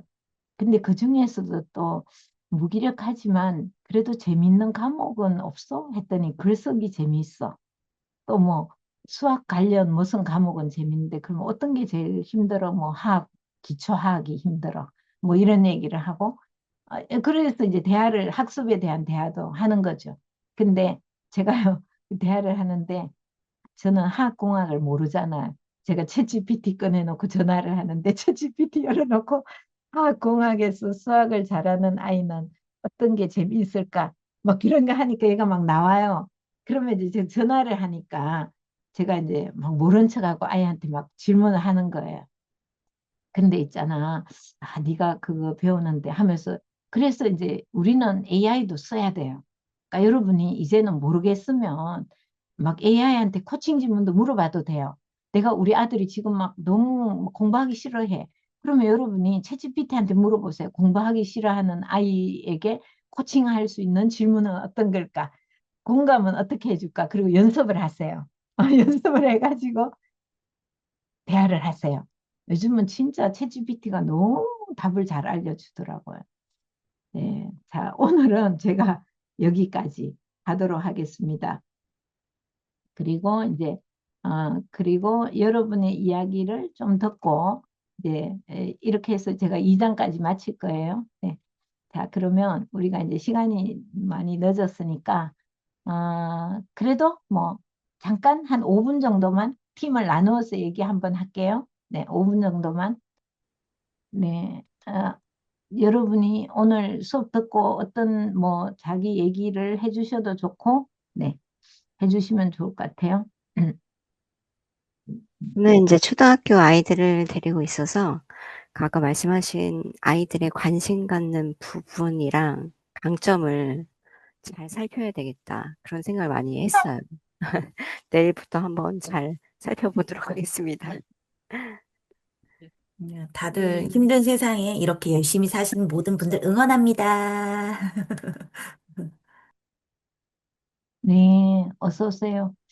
어, 지금 이야기 이렇게 나누셨는데, 이제 우리가 두 개의 회의실이 있었으니까, 아, 그 중에 각 한 분씩만 대표로 우리 팀에서 어떤 이야기가 나왔는지 좀 말씀해 주시면 좋을 것 같아요. 누가 말씀하실까요? 저는 그냥 또 저희 아이와 또 연관지어서 말씀을 드렸었는데요. 전 저희 아이한테 좀 약간, 저희 아이 사춘기 전과 후가 되게 많이 달라진 편이거든요. 사춘기 전에는 제가 좀 많이 목표를 만들어 놓고 그 뒤에 것들 제안을 많이 제가 하는 편이었다면 사춘기 이후에는 좀 저희 아이들 많이 믿어주려고 기다려주는 편이었는데 오늘 교수님 말씀 듣고 나서 그렇게 한다고 믿었던 제 대화 속에서도 그래도 너의 미래를 위해선 이게 필요하지 않을까라는 게 은연중에 담겨져 있다는 걸 한 번 더 깨닫게 되었고요. 그래서 이게 결국은 제 기준의 목표가 아들한테 간 것은 아니었을까라는 생각도 한번 해봤고요. 그래서 앞으로는 좀 저희 아들한테 그게 왜 어떻게 너한테 도움이 될 것 같아? 지금 네가 생각하는 네가 관심 있는 것 분야에서 네가 왜 도움이 될 것 같아? 라는 그런 질문들을 좀 많이 던져서 아이 스스로 그 목표를 좀 자기 것으로 만드는 과정을 좀 도와야 되겠다는 생각을 해보게 됐고요. 또 아무리 좋은 길을 제가 알려주더라도 아들이 다 찾은 그 동기와 그 꿈보다는 강력하지 않을 것 같다는 생각을 했고, 또 선생님께서 또 한 분이 이제 아까 그 자녀의 그 공간 침해하지 말라는 그 교수님의 말씀을 듣고도 저희가 노크하고 기다리지 못하고 들어가는 것에 대해서 네, 그 영역 침해하지 말자는 그 부분을 선생님 이야기 들으면서 저도 한번 다시 되돌아보게 되었고 저희 마지막에도 다 같이 오늘 이 시간까지 다 늦게까지 너무 고생 많으셨다는 인사 나누면서 저희 마무리하게 되었습니다. 네, 감사합니다. 네. 제가 들으니까 저녁도 못 드시고 8시에 퇴근해서 막 오셨다고 하던데, 아이고, 네, 너무 고생하셨어요. 네, 특히 저녁을 감사합니다. 못 드셨으면 이렇게, 네, 뭐 좀 드시면서, 네, 수업 들으세요. 네, 상황이 이제 몰래 좀, 몰래 먹었습니다. 몰래 몰래. 네. 어, 네, 그러면 그 이해실에, 저희는 오늘 이제 뜻깊은 수업 시간을 갖게 돼서 다들 즐거운 시간이었고 배울 수 있는 시간이었다고 얘기했고요. 그럼 저희 방에 계셨던 분이 이제 저녁을 못 드신 분이 계셨다고 아까 말씀해 주셔갖고 아, 다들 의욕에 진짜 열심히 배우러 오셨구나 생각했고요. 저는 이제 아이들이 아직 초등학교 아이들이라서 아이들이 관심 갖는 부분과 강점이 무엇인지 좀 잘 살펴봐야 되겠다 이런 생각을 했습니다. 그래서 내일부터 잘 살펴보겠습니다. 네, 네, 네, 감사합니다. 네. 네, 이제 여러분이 그 사실 밤늦은 시간에 특히 이제 직장에서 막 일하다가 제가 이제 보육교사 선생님들하고 이렇게 수업해 보면 너무 피곤한 거예요. 하루 종일 이제 아이들하고 있다가 또 수업하면 힘드신데, 그래도 이제 어쨌든 우리가 이렇게 하기로 했으니까 여러분이 조금만 참아주시고, 다음 주, 그 다음 주 이렇게 수업할게요. 그리고 제가 이제 미리 그 안내를 좀 드리면, 원래 이제 지난번에 2급 때도 그랬지만 이 팀은 20시간짜리인데 이제 압축해서 10시간 만에 끝내는 과정이기 때문에 여러분이 원래 우리 과제가 동영상 10개를 보는 게 기본 과제예요. 그래서 1급도 동영상 10개를 이제 보시면 되겠고, 제 도미양 TV 거기 들어가셔서 이제 보시고, 그리고 2급에서 혹시 아직 덜 보신 분은 마저 다 하셔야 되고, 그래서 10개에다가 플러스 시간이 줄어든 만큼 10시간 줄어든 거 영상 1개씩. 너무 숙제가 쉽죠, 그죠? 그래서 총 20개의 영상을 여러분이 시간 날 때 보시고 댓글 한 3-4줄 그냥 뭐 아주 진지하게 많이 쓰실 필요는 없으시고, 네, 봤다는 흔적 그거를 이제 남겨주시면 좋겠고요. 그리고 1급은 그 외에도 한 가지 숙제가 더 있어요. 뭐냐 하면 1급이기 때문에 여러분이 코칭 실습을 하셔야 돼요. 그러니까 여러분이 코칭 자격을 땄는데 코칭은 1개도 못해 이러면은 너무 민망하잖아요. 그러니까 5시간, 사실 우리는 기본 10시간인데 우리 여기 선생님 현장에 선생님들도 있고 힘드시니까 5시간 코칭을 해주세요. 그래서 5시간 코칭 그 일지를 적어 주셔야 돼요. 그러니까 일지를 적는다는 게 뭐냐면 그냥 간단하게 내가 누구를 대상으로 막 실명 안 쓰셔도 돼요. 뭐 자녀면 몇 살인데 우리 아이를 대상으로 이렇게 코칭했다. 이거를 5시간인데 시간은 5시간인데 여러분이 10분 했는 걸 합쳐서 뭐 6번 해서 해도 되고, 어쨌든 이제 우리 과정 다 끝날 때까지 그냥 누구 어른 1시간 잡으면 바로 쉽게 해결되겠죠. 그죠? 1시간 코칭 연습, 그 대화 모델 가지고 2급 책의 대화 모델 있잖아요. 그게 1시간짜리예요. 1시간짜리니까 남편한테 사정해서 한 시간만 내줘 이러고, 또 누구 청소년 자녀 엄마 연습 숙제 해가야 돼 한 번만 해줘 뭐 이러고 그렇게 하셔가지고 5시간을 여러분이 하시는 거예요. 음. 그렇게 하고 이제 멘토 코칭을 받아야 되는데 요거는 제가 좀 고민이 되네요. 그러니까 원래 이제 1급 과정은 멘토 코칭을 3시간 이상 받아야 되는데 어떻게 해야 될지 이제 여러분이, 제가 이제 시간을 2시간으로 줄여서 추가로 이제 멘토 코칭을 할지, 이제 왜냐면 코칭이 제대로 되는지 할 줄 아는지, 지금은 이제 거의 강의를 하잖아요. 근데 코칭은 실제로 코칭하는지를 좀 확인하는 과정이 필요하거든요. 그래서 이제 멘토 코칭 2시간을 좀 더 하셔야 되는데, 요거는 이제 지금 시간도 늦었으니까 제가 다다음 주에 다시 말씀을 안내를 한번 드릴게요. 우선은 지금 제가 말씀드리는 5시간은 지금부터 여러분이 하셔야 되니까 우리 3주 다 끝나기 전에 이제 미리 하시고 그게 이제 다 채워져야지 자격증을 받으실 수 있으세요. 그래서 이제 알고 연습하시라 이 말이에요. 대상이 1명이어도 되고 2명이어도 되고 아무 상관없어요. 5분 해도 되고 뭐 1시간 해도 되고 네. 그러니까 그렇게 해서 여러분이 어쨌든 기록을 좀 해보세요. 뭐 완전히 아주 멋지게 막 적으라는 뜻은 아니고 네. 네, 그러면 이렇게 하겠습니다. 혹시 질문이 있으실까요? 없으시면 우리 채팅창에 올려주셔도 돼요. 제가 다시 정리해서 알려드릴게요. 네. 자, 오늘 수고 많으셨습니다. 늦은 밤. 다음 주는 꼭 식사를 안 되면 수업하면서라도 하시기 바랍니다. 네, 애쓰셨습니다. 감사합니다. 네.